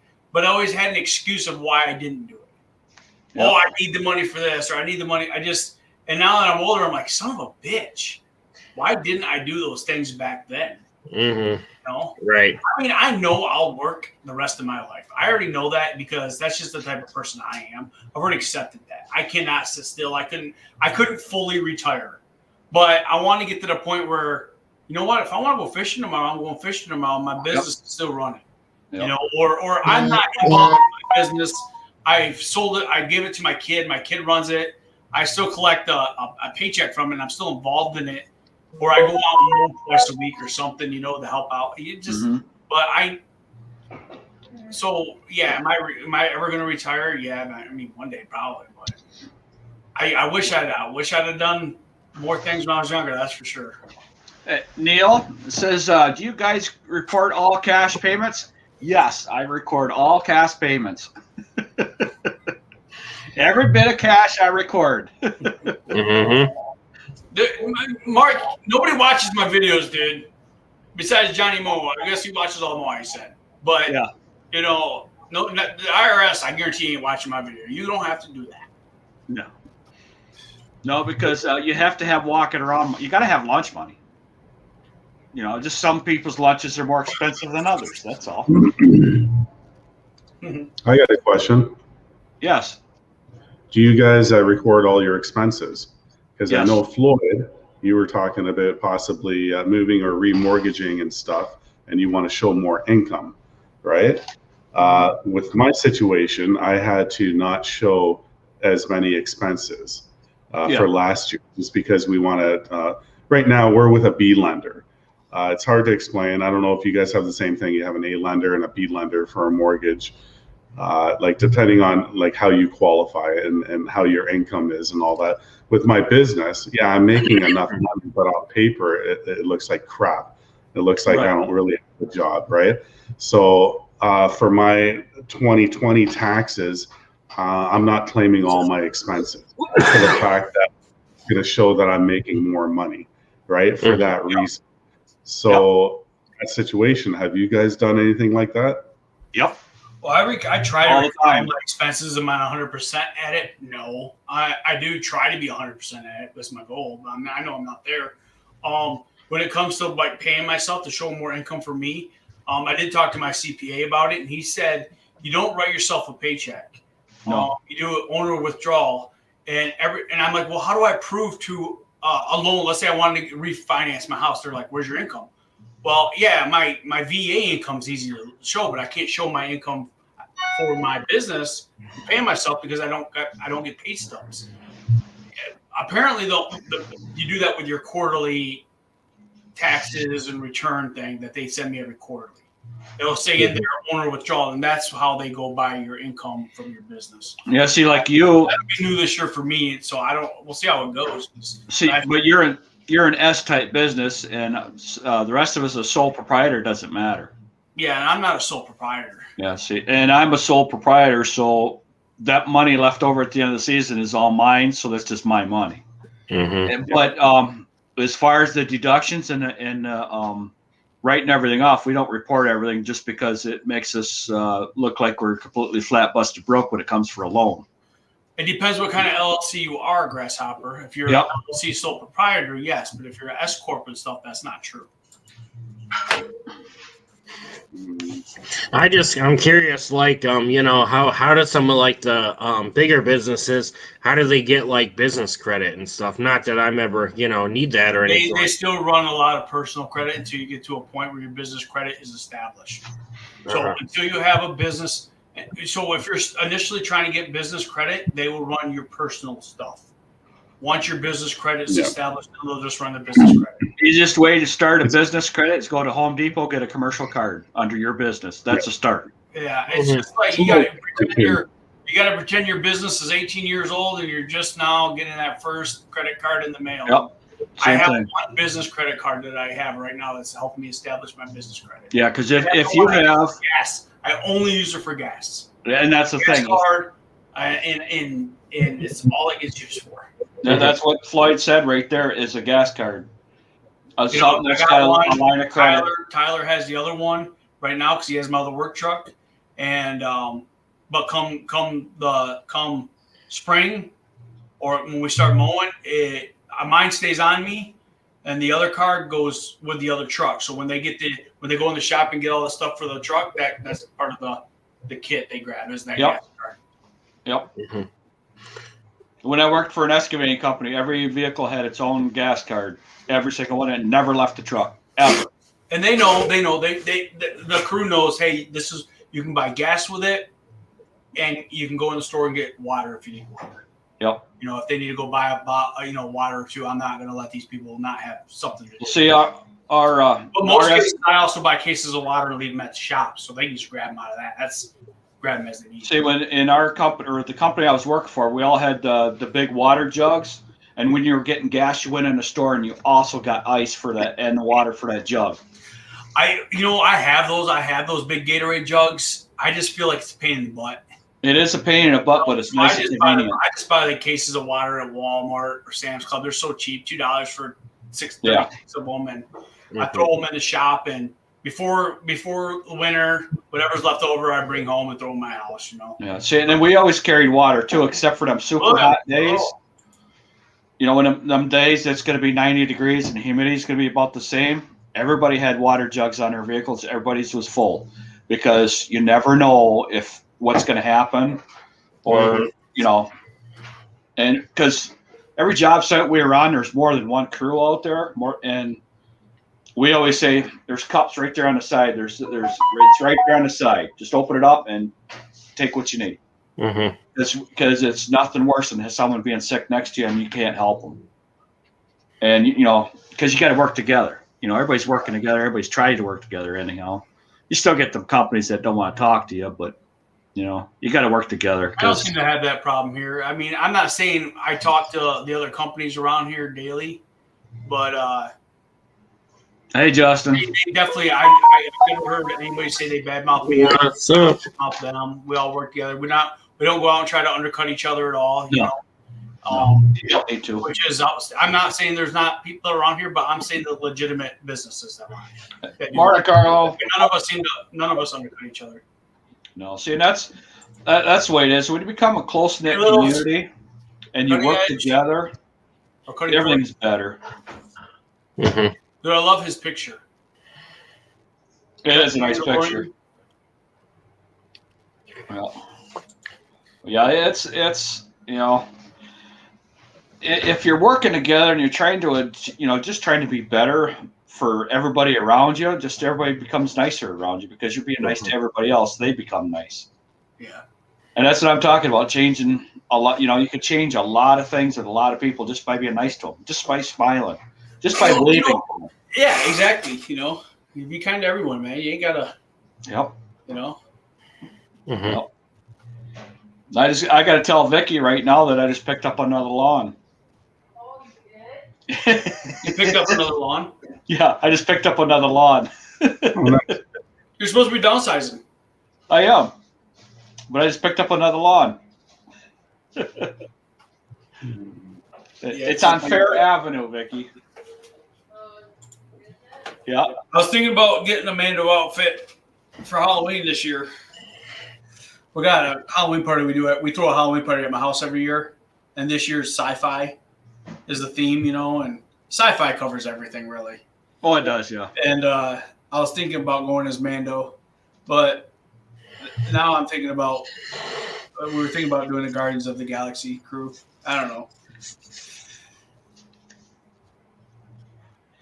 What Neil says, we return our Spectrum boxes. 4G sucks for Sprint.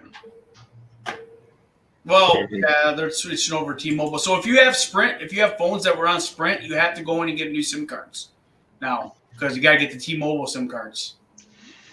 And I switched my phone out, and it hasn't worked. It's worked better than it's ever done now that I have the T-Mobile. Now my wife and kids got new phones because their phones were older on the Sprint, and they couldn't switch out the SIM card, so they had to upgrade their phones.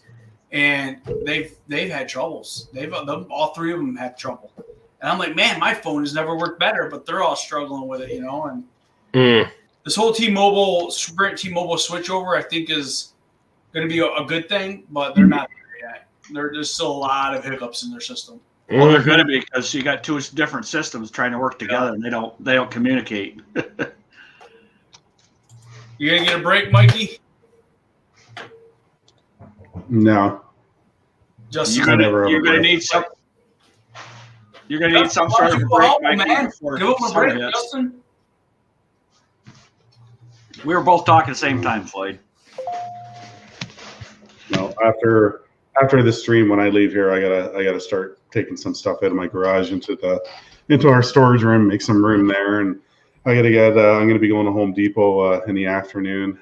Start buying stuff for the future bathroom, toilet, bathtub. We're gonna get the same vanity sink that we had at the other house in the basement bathroom.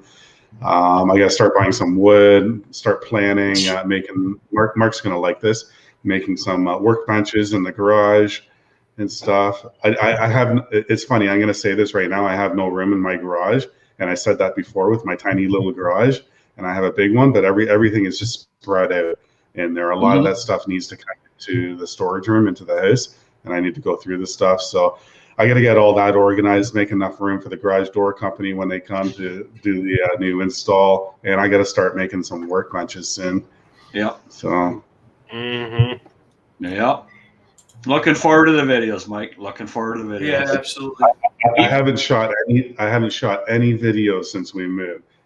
I couldn't be bothered because we got so much snow. I just wanted to get. Don't worry about it. I just did what I had to do. I wanted to get home, and just I couldn't be bothered to set up a camera, do anything. You know. Yep.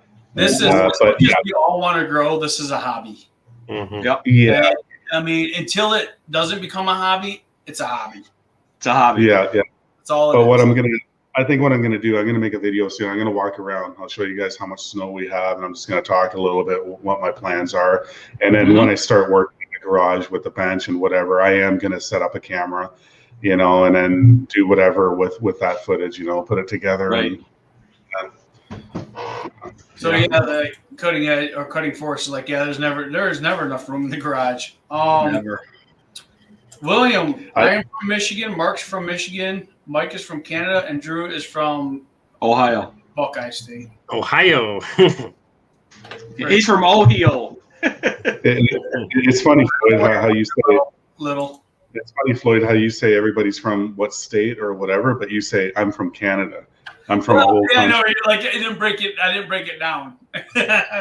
Come on, I'm your neighbor. I'm in Ontario. Providence. I'm in Ontario, right beside Michigan.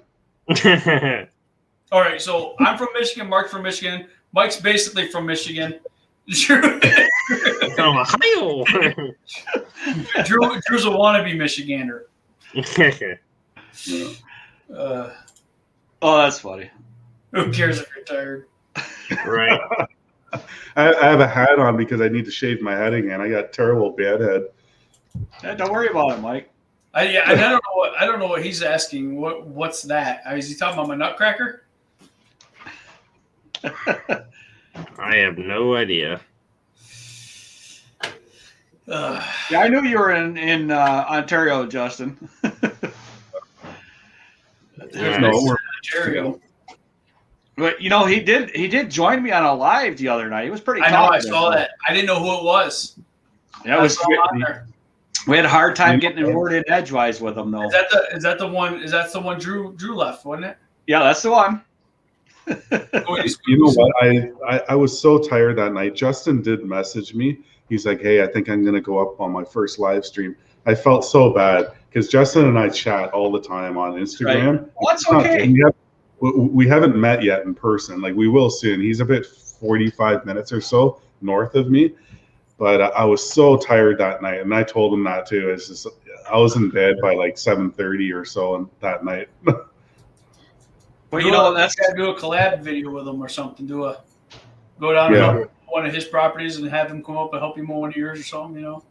Yeah, I'm sure we're gonna get together. I do like seeing those videos when people do it. Except it's always like Shane and Drew. Those get boring. Yeah, I know. My videos are boring. Yes, I know. I like it. I like it when it's like when Mark goes to see Ben, because you guys are so far away, and that'll be cool videos to watch. Well, I asked Ben how his Wi-Fi is. I'm gonna see if we could all go live at the same time from his house. All the YouTube channels go live at the same time. I think it would be kind of fun. Yeah, it would. William, our our main thing is lawn care, snowplow lawn care. My channel personally, if you're asking, that's the main meat and potatoes of the channel is the lawn care. But I do everything from fishing, hunting, outdoors. Another thing I do a lot of Christmas light installs during that time of the year, and but yeah, we kind of do a lot of stuff outdoors. Mark's he misfits kind of same thing. He does all kinds of stuff.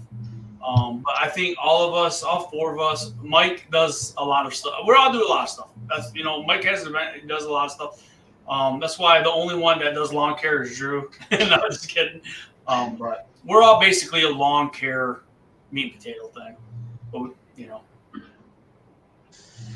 and I'm on small engines. Like it looks like I think I might have met William on a small engines site because I actually watch some of those when I have questions on engines because I don't know nothing about repairing any engines, anything. So yeah, I have watched a couple of small engine. They got a pretty good group of people in that small engine group. Yes, they do. Some of them like Mick Mowers, and they got some of the mowers that they mud running and crap with. That's cool. Mm-hmm. See, that's the whole thing is there's always stuff that you like watching. Yeah, always. I thought about sponsoring or getting a lawnmower and having somebody race them, and then being a sponsor. That'd be kind of cool.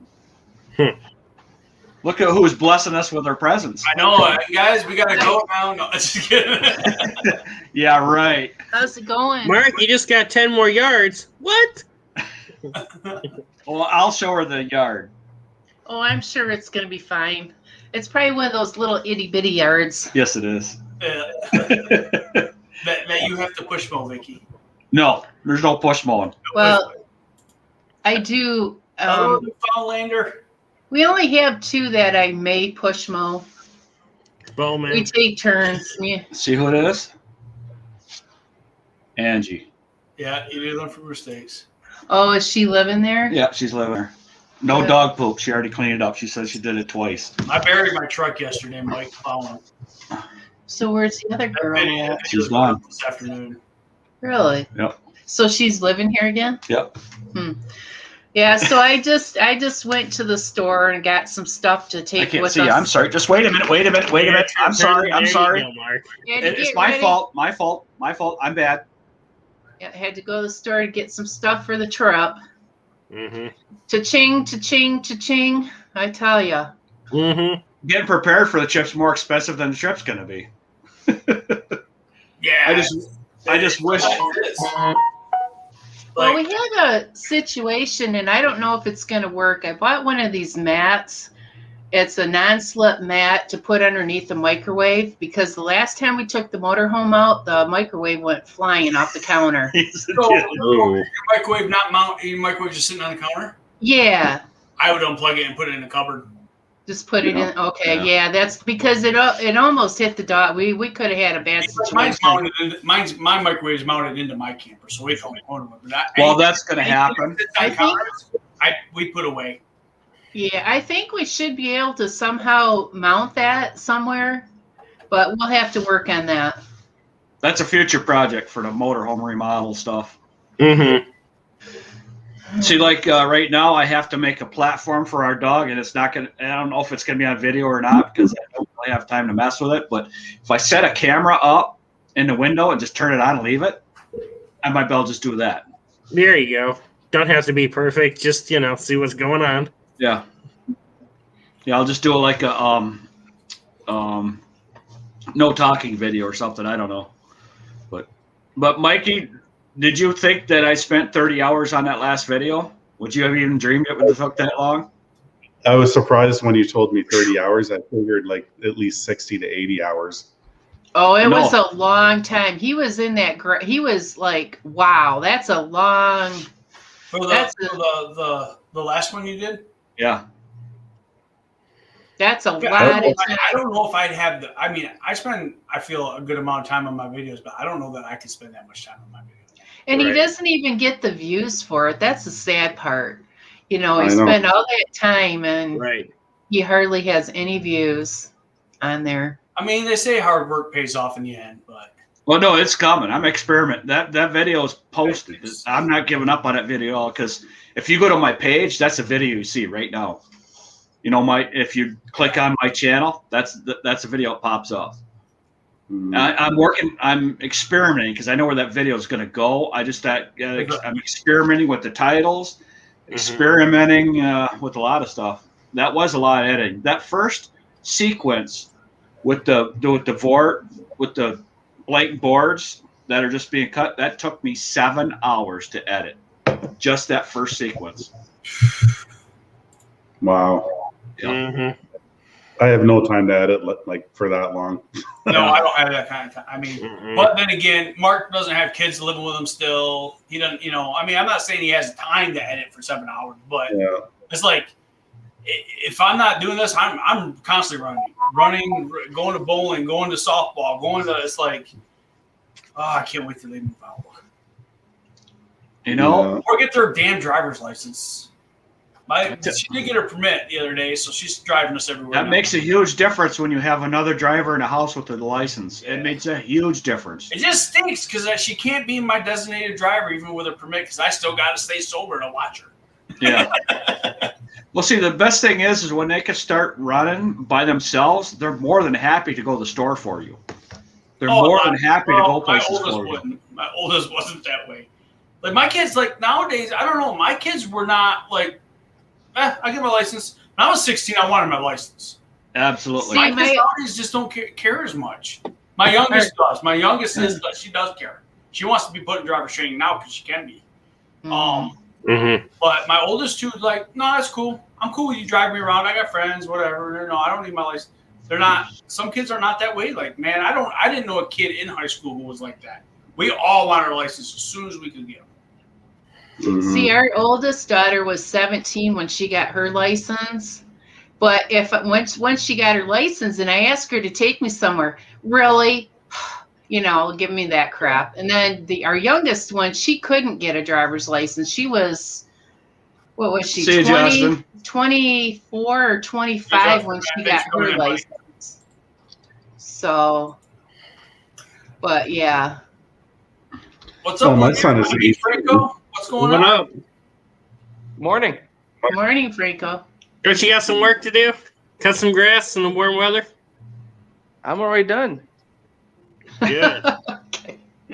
I got to do work at the house. Nice. I got to finish painting the garage. I started painting it like a month ago, and I didn't finish. What were you saying about your son, Mike? Degrees right now? You know, that's always bothered me about garages. Why do you spend all that time mudding and sanding them and all that, and then you never paint them?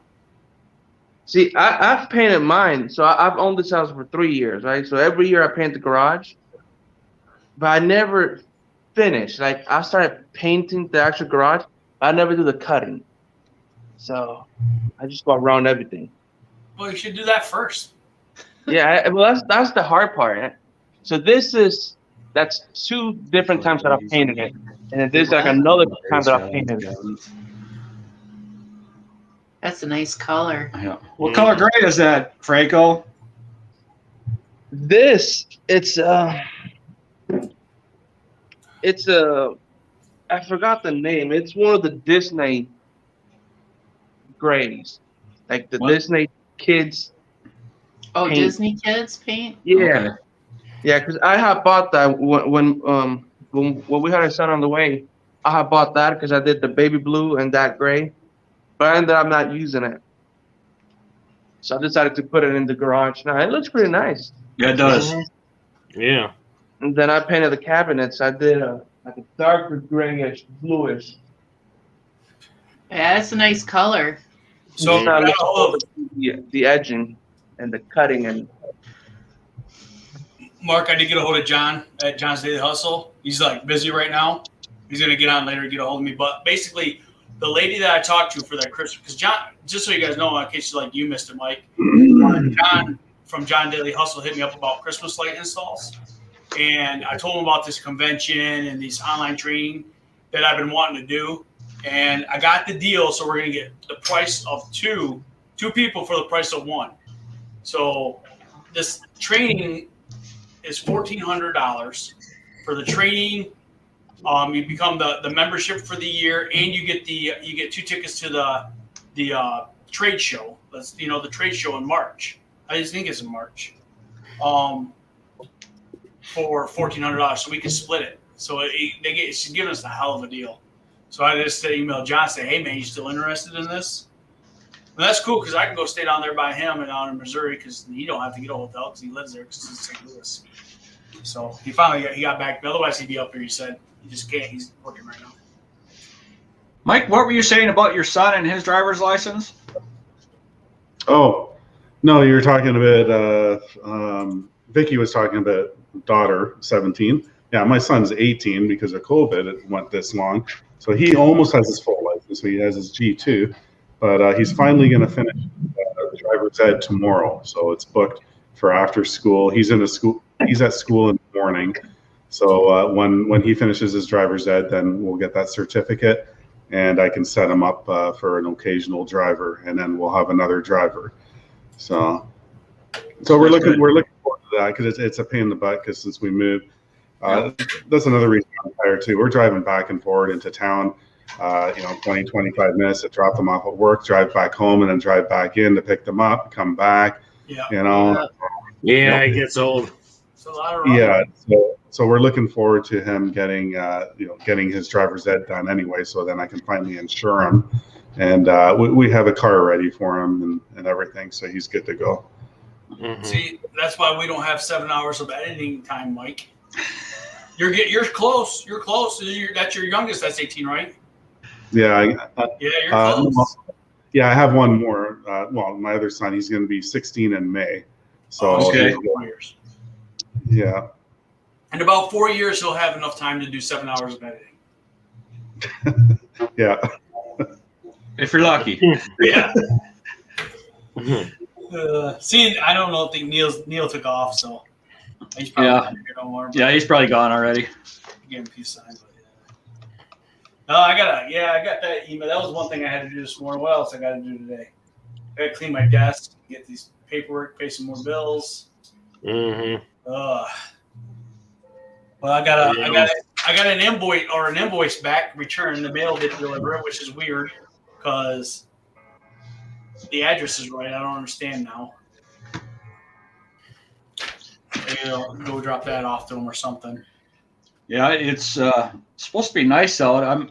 The sun's supposed to come out. We were supposed to have our security cameras today, which would have been perfect because it's going to be in the 40s. And I could have had Vicky out there making a video or just shooting me a little bit of video, putting them cameras up. But I'm not going to have time to make a video of it, I don't think. Well, yeah. The biggest thing about, because we went with the Arlo Pro 3s or 4s, I can't remember now. The biggest thing was I could see what's going on at my house on my phone when wherever we're at, as long as we got signal. That's what I want. Yeah. So I could check in on my house. That's what we want to get to. We want to get a security system going here too. Yeah, it's anymore you're going to have to. Like once I get stuff built in the back and I have more stuff back there and whatever, I just want cameras all around. Yep. And have a main hub in the house with hard drive, a monitor, whatever, and have it rolling 24/7, right? Just for your own protection. Yep. Yeah, we're gonna. So my main reason is because of all the Christmas decorations I put up. Because basically, when I throw all that stuff out during Christmas time, it's pretty easy for people to come vandalize them. Oh yeah. So I want to get them up for that reason. That's the main reason. One of the main reasons why I want to get them up. But so we have a really good neighborhood, and well, we have a lot of kids. I don't worry about it like I did when I was in Colorado. In Colorado, I worried about it a lot. Here, I don't worry about it too much. Fremont is a pretty good community. Yeah, so we have a lot of kids that come through when it starts getting warm out that are not from the area. They just kind of moved in the area because there's so many apartments that are nearby us. It's the ones that what do I want to say, that are passing through that do something silly or the stupid. vacation people. Yeah. They're up there. They're unwinding. Sometimes the teenagers get a little crazy, Yep. you know, and do Yep. teenager stuff, you know. Yep. And it's not that. It's more of a peace of mind on our part to see what's going on when we're not here. You know what I mean?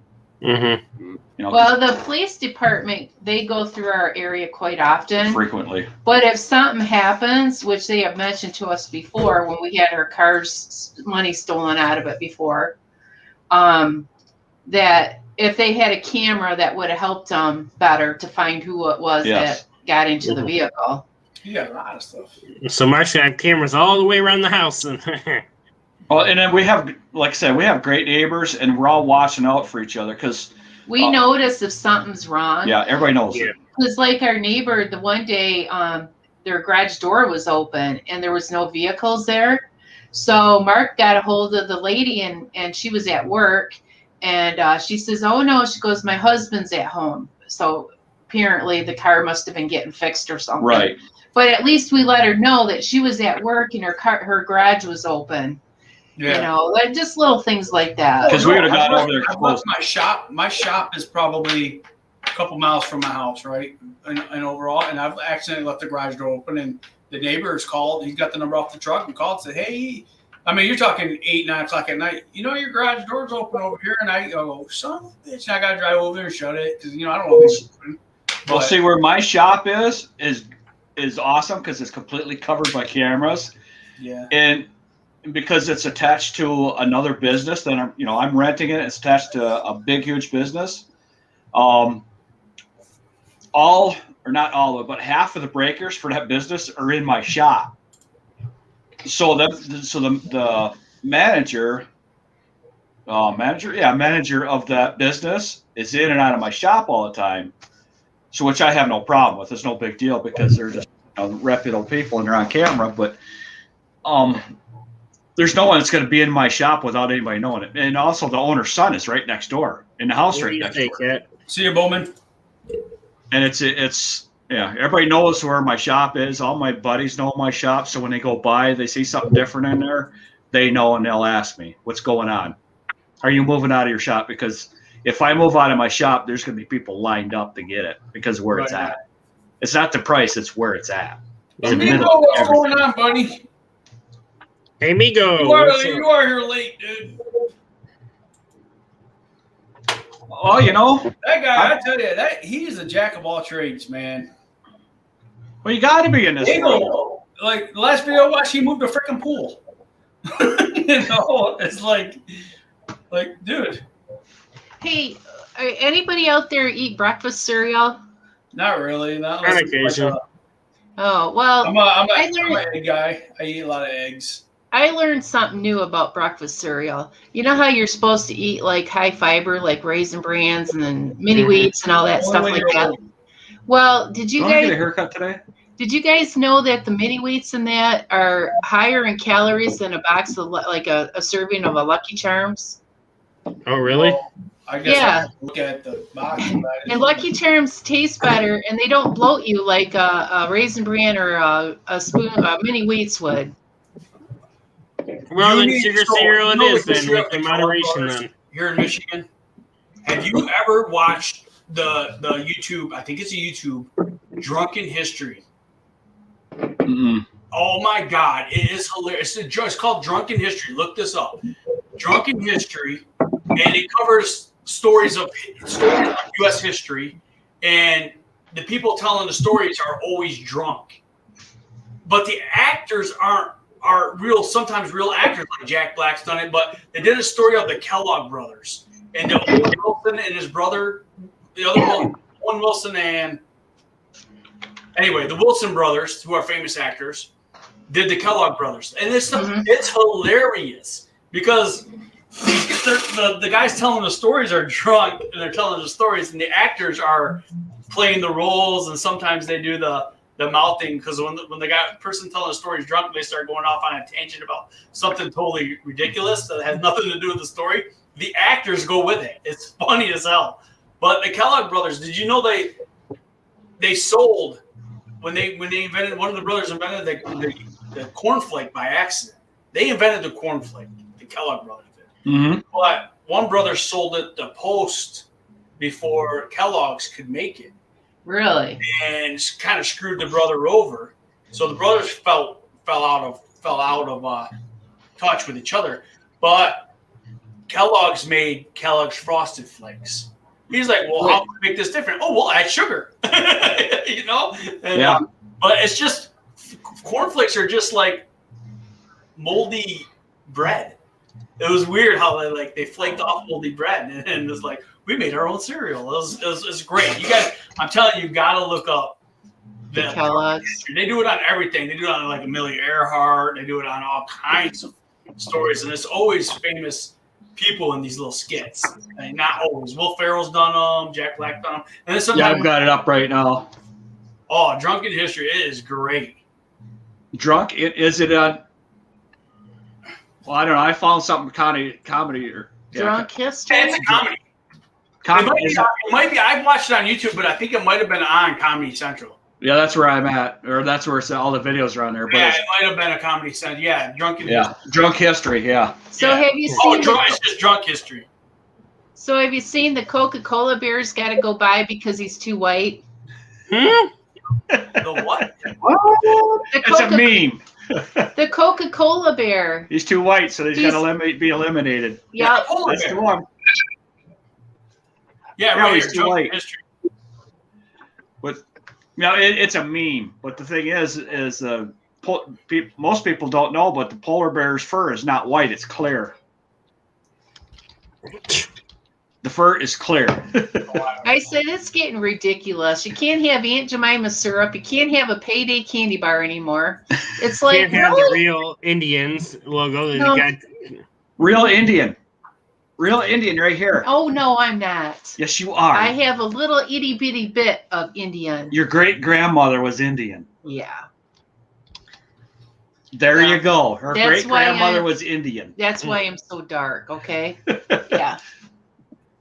Would you say she's Indian? I mean, you can't even have a whatchamacallit no more. They changed the name to a Who's What's It. Yeah, Who's It What's It, yeah. What the whatchamacallit candy bar went they quit producing them, but they're bringing them back, I guess. So all the ones you see in the store are kind of the older ones. But yeah, they're now called the Who's What's It instead of I'll them candy bars actually. I'll mention a candy bar name and you'll know what I'm talking about. Zagnut. Zagnut, the horrible. Isn't that peanut butter? Yeah, or white? Yeah, they were horrible, but you know what? You can still see them. You can still buy them. Those bits of honey, they're horrible. You can still buy all that stuff. I like those smoothie peanut butter cups. They got them at Tractor Supply. Yeah. I was going to have you bring me one the other day when you went there. Okay, when I go to Tractor Supply to get something else, I'll grab us a couple packages of them. I don't let all that bother me, all that stuff they're doing with the Aunt Jemima stuff. No, it's just funny. Honestly, I do not even care. It's funny. I don't like buy that syrup anyway. It doesn't matter who's on it. It's too damn expensive. I get the cheap crap, or I go to Sunrise and have them send me some stuff. Right. The real stuff, not no fake crap. Well, see, when I growing up, we all loved to go to my buddy's house because his dad would make syrup in the morning. He would make the syrup in the morning before he started the pancakes or the waffles or the French toast, whatever he was making that day. Made his own syrup. Mm-hmm. And it was hot when you put it on. Yeah, that was syrup. And it wasn't all that preservative stuff. That was, real stuff. Well, it sounded like my dog just fell on the stairs. They have a tendency of doing that. He's like a potato, man. He's so round. We gotta go work out. Me and him gotta go for walks. Oh, yeah, Mike. Yeah. Mm-hmm. Your haircut's not till tomorrow. I forgot. Mike, you gonna paint that wall behind you green? That way you don't have to put up a green screen. I do have my green screen. Where is it? Yeah, but if you just paint that wall, you don't have to do it. Yeah, I got to find my tacks and stick my tacks up on the wall again, and then I can hang my green screen. Oh, just paint it. No, it's a nice color in here. He's like, no, I thought about it. Oh, look at the little puppy. Yeah, I see the little puppy. That's a Franco. That's his long hair, whatever it is. Lapso? Lapso? Chihuahua. Is it Lapso? Chihuahua. Oh, Chihuahua. Chihuahua. He's scratching Or his needs to be up here. Here, I'm going to date myself, or as Les Nessman called it, a Kahuahua. If you know who Les Nessman is, you probably don't. Yep. You dated yourself. WKRP in Cincinnati, Lonnie Anderson. Oh, okay. I know the show. I've never watched it. Oh, yeah. Beautiful Lonnie It was Anderson. a little before my time. I remember that show. MASH was a little before my time, you know. I know MASH and I watched MASH, but it was a little. I was a kid when it was out, you know, so I never really got into it. Oh, MASH, I think I saw every single episode. I love MASH. Absolutely loved it. A lot of people did. That was a great show. But I know what you're talking about, KRP. Yeah. Well, it's Yeah, 11. Yeah, it's 11 o'clock. Well, it's like what was the Sanford and Son? My dad watched that a lot, and it All was, the time. I was a little young for it. I didn't get the humor because I was a kid, you know. Oh, I got the humor. You know, and The best part about Sanford and Son is the two cops coming in to the house. You have a white cop and a black cop, and a black cop would have to translate what the white cop is saying. yeah, It was hilarious. that stuff now, man. That stuff was funny, and people. Oh, it can't was get away with that crap anymore. hilarious. Absolutely hurt because and the first thing it was based in watts. You know, it was perfect. It was perfect the way they did it back then. You know, Now, oh my God. All them shows though. Jefferson's was just as bad as the rest of them, you know. But it was real. But you know, and it was funny. real. Look at it as a comedy show, man. It was real though.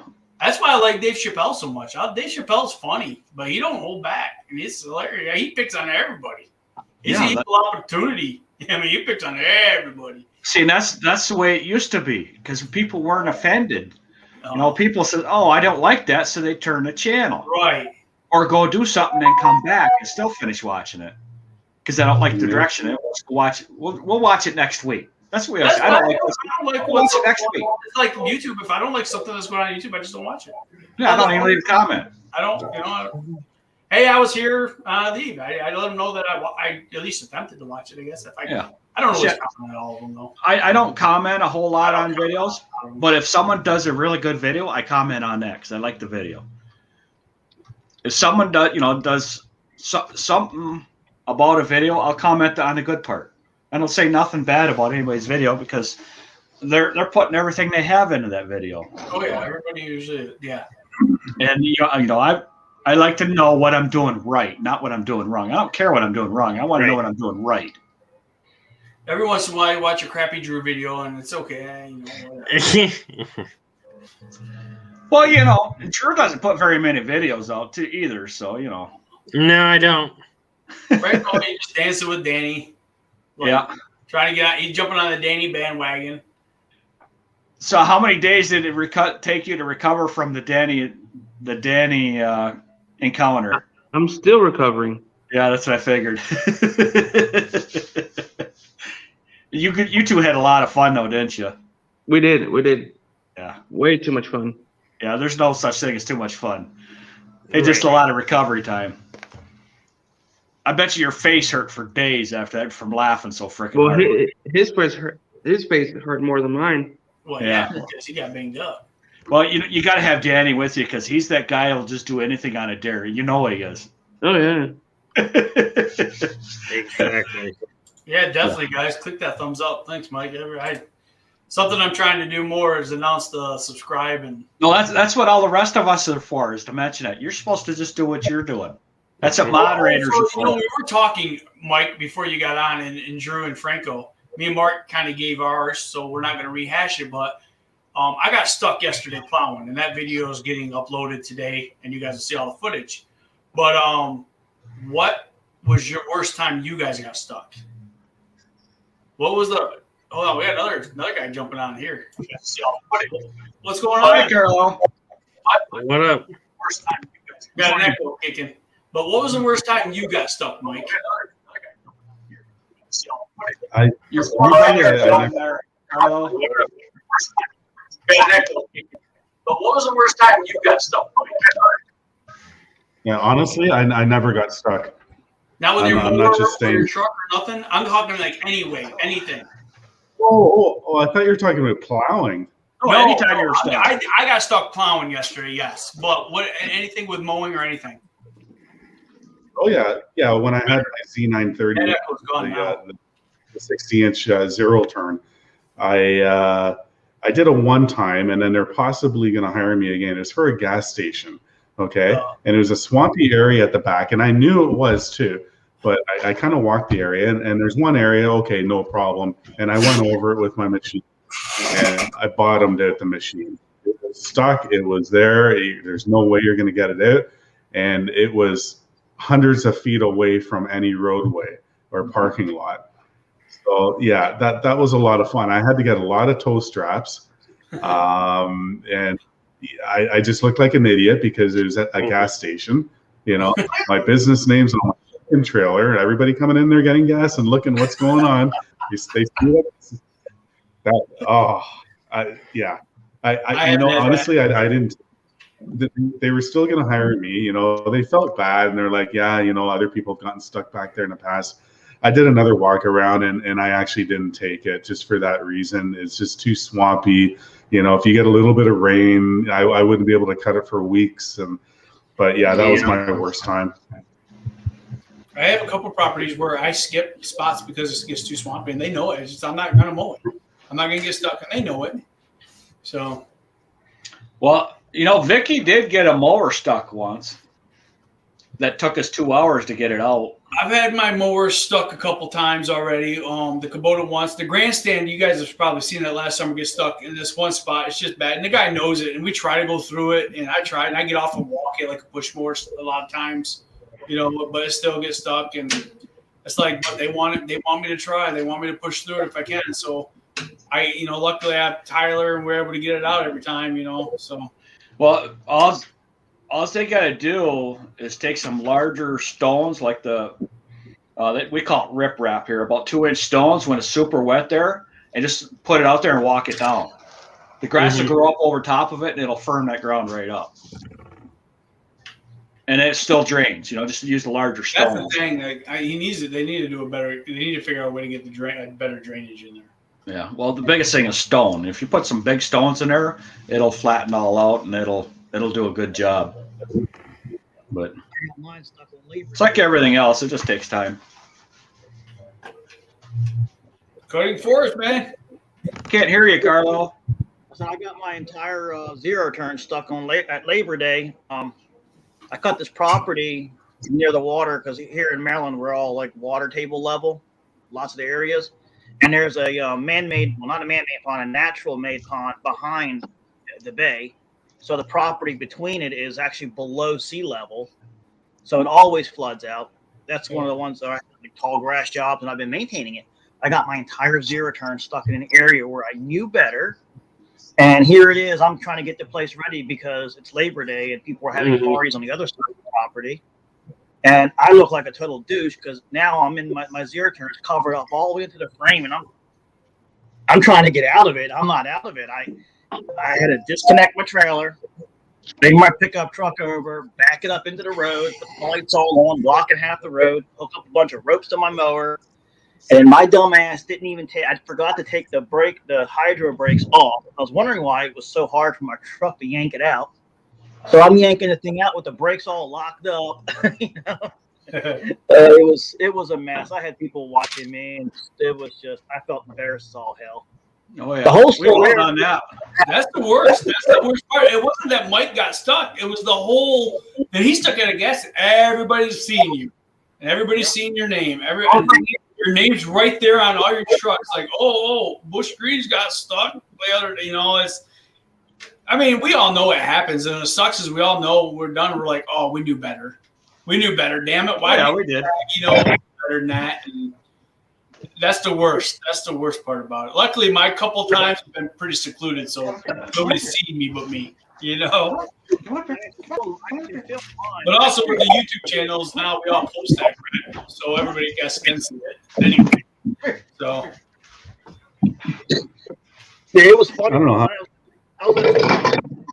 and I figured I might as well film me pulling it out. But and then one of the neighbors comes over, and he was like hiding behind the tree, watching me the whole time. Some kind of weirdo. It was funny as shit. It's on my video. I'm like, this guy popped up out of nowhere. Can I help you? After I'm all done, right? And then his I guess it was his mother had one of those little scooter things. And for some reason, it's my sense of humor. I didn't even know these people. I just said, so where the hell were you at? I could have used your help. And she was like, are you okay? And I was like, oh, now that I got it out. Yeah. It was funny because then the other people were watching me. And then, when they had, it was Labor Day, you know what I mean? So people were getting ready to have parties. And Yep. I got there. I should have done it the day before. But then I was like, damn, I don't get over there. I know that ground's wet. I better cut it anyway because I want to hear about it, you know? Yep. One of those areas where you knew not to go through it, but I thought, hey, if I just got enough speed, go through it. Nah. It pulls you back in, you know? Sometimes speed is not your friend. This property is a nightmare for me, but I did it at first just to put something on YouTube. So I only did it for like $300 where I should have charged like $800 to $1,000 to do the whole thing. It was really funny because come to find out, the guy didn't even own the whole property. I ended up doing it all for it's the community dispute where the community sold half the property. So the community thought that they lost the entire property, so they weren't cutting it, but they kept calling the county on the guy who bought the property. So they're sitting there trying to get the guy who bought the property in trouble.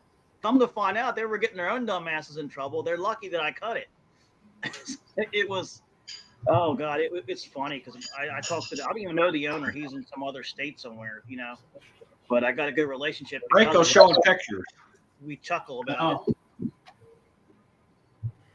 Yeah, that's what mine looked like. Yep. Just like that. Yeah. Yeah. Been there. Tires do nothing. They just spin in circles. That is so funny. Mm.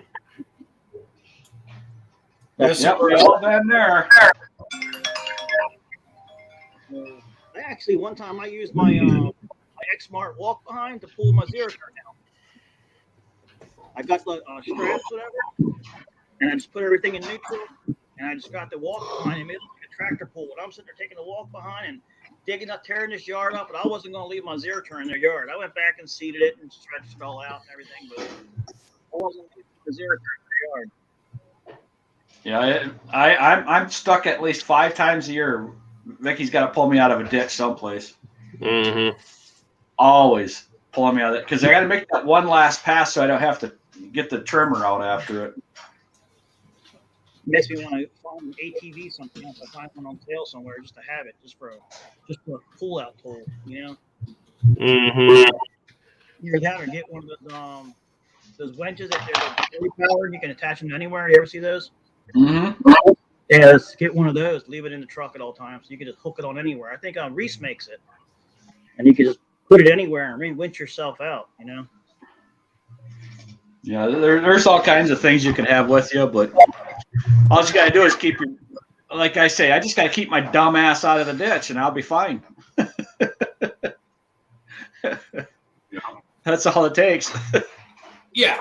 It's funny talking about ditches. The first week living here, the new property, 2 people got stuck in our ditch at the front. Like one, I have no idea. Spin out and crash type thing? Yeah, like one I helped this lady, other people stopped, whatever, and the road was snowy. And then the other one, it was a Jeep, and the road was dry. I'm like, how the hell did you get in here, buddy? He's like, I don't know. I think he fell asleep or something. And he had a buddy coming with another Jeep and a strap because I have a tow strap. I could have helped him. He's like, oh, no, don't worry. I got a buddy coming. And there's marks all in our front ditch, you know, and everything. And so one week living here, and we have 2 vehicles stuck in our ditch already. Mm-hmm. That sucks. That makes you think like, well, I guess we're not putting up a fence there. New. Maybe you need to put a guardrail up there and kick all the traffic back out into play. Yeah, a couple big oak trees, you know. The thing is, I'm going to get with I don't know, with the town councilor or whatever, this and that. There's no shoulder. That's the thing. So you have the asphalt, and then it drops right down, right? So if you just kind of leave the road a little bit, you know, you're going to get your tire stuck in there, and if you panic, you're done, right? It's a little too steep. It's not the whole ditch. There's one part. So I think they need to fill it in, either put a culvert in there or whatever, fill it in and fix it up, just so, you know. The way I plowed my driveway out, I extended the snowbank just so people, when they're coming from the one way, they stay a little more onto the road, right? Right. I think that's what the issue is. So yeah, I'm gonna get with the town here and see if they can fix that up or something. Yeah, you might be able to get the county council. Having a hard time hearing it. Yeah, I can hear you on that one, but no, we just couldn't hear you. I know my computer is not great. I don't know why it sounds terrible on this computer. Oh. So you might be able to get your county to take care of it. I don't know. You're in Canada, though, right? Yeah. Yeah. Yeah. No, I'm gonna make a phone call, and I'm just gonna say, hey, you know, we just moved here. I'm sure it's been an issue. If it happened 2 times in 1 week of living here, I'm sure it's been an issue. You know. I'm sure. So, you know, I'll just bring it up to them. Maybe they already know, whatever. I'll just suggest. I'll just say, hey, you know, people seem to be getting stuck here. What can you do about it? If not, okay, whatever. People are going to keep on getting stuck. But I don't want somebody to come all the way through the ditch onto our front lawn doing burnouts. And, you know, and then who's going to fix my lawn, right? Right. How long is the ditch? I can't hear you, Carlo. Somebody can fix your yard really easy. How long is the ditch? Oh, that part, it's maybe 50 feet. And then the other part, the actual front of our house, there's not really much of a ditch. But it really drops down. Like, I don't know. I think it's just erosion or whatever. Like, the ground is kind of going down right at the side of the asphalt. So like I said, like if you leave the road just a little bit, a hair, you're gonna get stuck in there.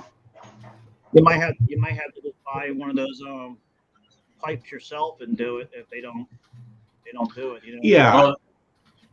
Well, you know what? Honestly, like, yeah, this is kind of funny. I want them to fix it because I want to make another laneway coming into my property there too. So yeah. I want them to fill it in. Like it is an issue. So if they do fill it in and put a pipe underground or whatever, and it's more flat, I can make another laneway then to go straight into my backyard. So that would help me in a way, and it's going to help people not get stuck. Right. Yeah, because you'd have to get a permit anyway to do it, so try to get them to do it first, you know? Yeah, I would have to get a permit then, just ask permission if I can have another entrance coming in right there, right? Right. Because there's a certain amount of space from the road. I'm not sure what the measurement is out here in the country, whatever, but it's you know, the county's property, right? Mm-hmm. Just tell them that it's better for the environment if they were to do it. Yeah. They know better though. They're not. Yeah. Them people know exactly what's going on. They've been doing it for a while, but they also, you know, if they won't do nothing, and then you say you want to pull a permit to have it, you know, put a pipe in there, a culvert as we call it here, and put another drive in there. Usually that's what it ends up having to do. You have to do the work, but you know, either way, you're still going to do it. Mm-hmm. So yeah. I have a sign, hey, if your vehicle ends up in my ditch, it's mine. Yeah, we're gonna have. I don't know. I'm just looking forward to them when Mike's got time to make some videos of him developing his property. I'm just curious to where it's gonna go. Yeah, me too. Yep. Especially when you go, I'm gonna do it this way, and then you go that way. You know, wait for that one. Maybe later. Right, maybe later today. I'm gonna be things he's gonna do, and then see how much he changes. Like, oh, I decided not to cut those trees down. Yeah. Or, you know, I'm keeping the woodshed where it is now. Yeah. Because there's spiders. They scare me. There's spiders. Either today, later, or tomorrow, I'm going to do a walk around video, and I'm going to show you guys. You know, I plowed out. I don't know what my neighbor thinks, but you know, I was driving in my backyard with the plowing it. I got snowbanks, like, God, I don't know, maybe almost 8 feet tall, and I'm totally rednecking it. I'm totally rednecking it. I'm loving it. So, Mike, we're all rednecks. Yeah. oh yeah, I had to wear my redneck hat today. So. So if you guys saw some, if I filmed some of the stuff I did around here, oh my God, redneck for sure. Hey, but I gotta get off, guys. It's been what, 2:20, 2 hours, 20 minutes. Good show, man. I appreciate you all coming up. You know, this is great. Oh, it's nice. Great. Johnny Moe visiting and coming up earlier. That was great. Gave out some knowledge. And you know, once we all start working, we're gonna miss this day. You know. I know. Last year I tried doing it in the night. Tried doing just live with Lawn Dog Live, and it just still so hard because it is. You know, by the time I get done working, I don't even want to. It's not that I don't want to watch YouTube. I just don't want to go downstairs and go live. I just rather watch other people. You know, get it going, then you try to fall asleep a little bit, and you're like, no, can't be doing that. So yeah, see, I'd rather be on someone else's live than my own, but I'm gonna try and keep our lives going on Thursday nights and Sunday nights. I'm gonna try to, because it's 8 o'clock at night, so it's not gonna be too bad. Thursday nights might be a little bit of a problem, but we'll see how it works. Sunday nights, it depends on where we're at, because we might be in a place that we don't have a signal in the summertime here. So when we take off, but we'll see. We'll see how it all goes. I'd like to do it at a remote location someplace, you know, with a nice natural backdrop there with ships going by. I already got one place I want to do it, but I don't know how it's going to work because it's pretty crowded. So. Yeah. I should make those phone calls anyhow. Do my interviewing and all that. I'm on a drink, so I'm going to have to go get a drink. You know? Yeah, me too, guys. All right, we'll catch everybody later. Everybody, talk to you later. See you, everybody. Hey, do you want Mark? You guys want me to go tomorrow live again, or just this one time, real quick?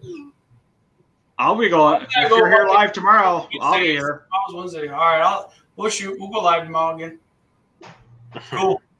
I'll set it up. Peace. See you, Mike. Thanks for coming. All right, see you. We'll see you guys.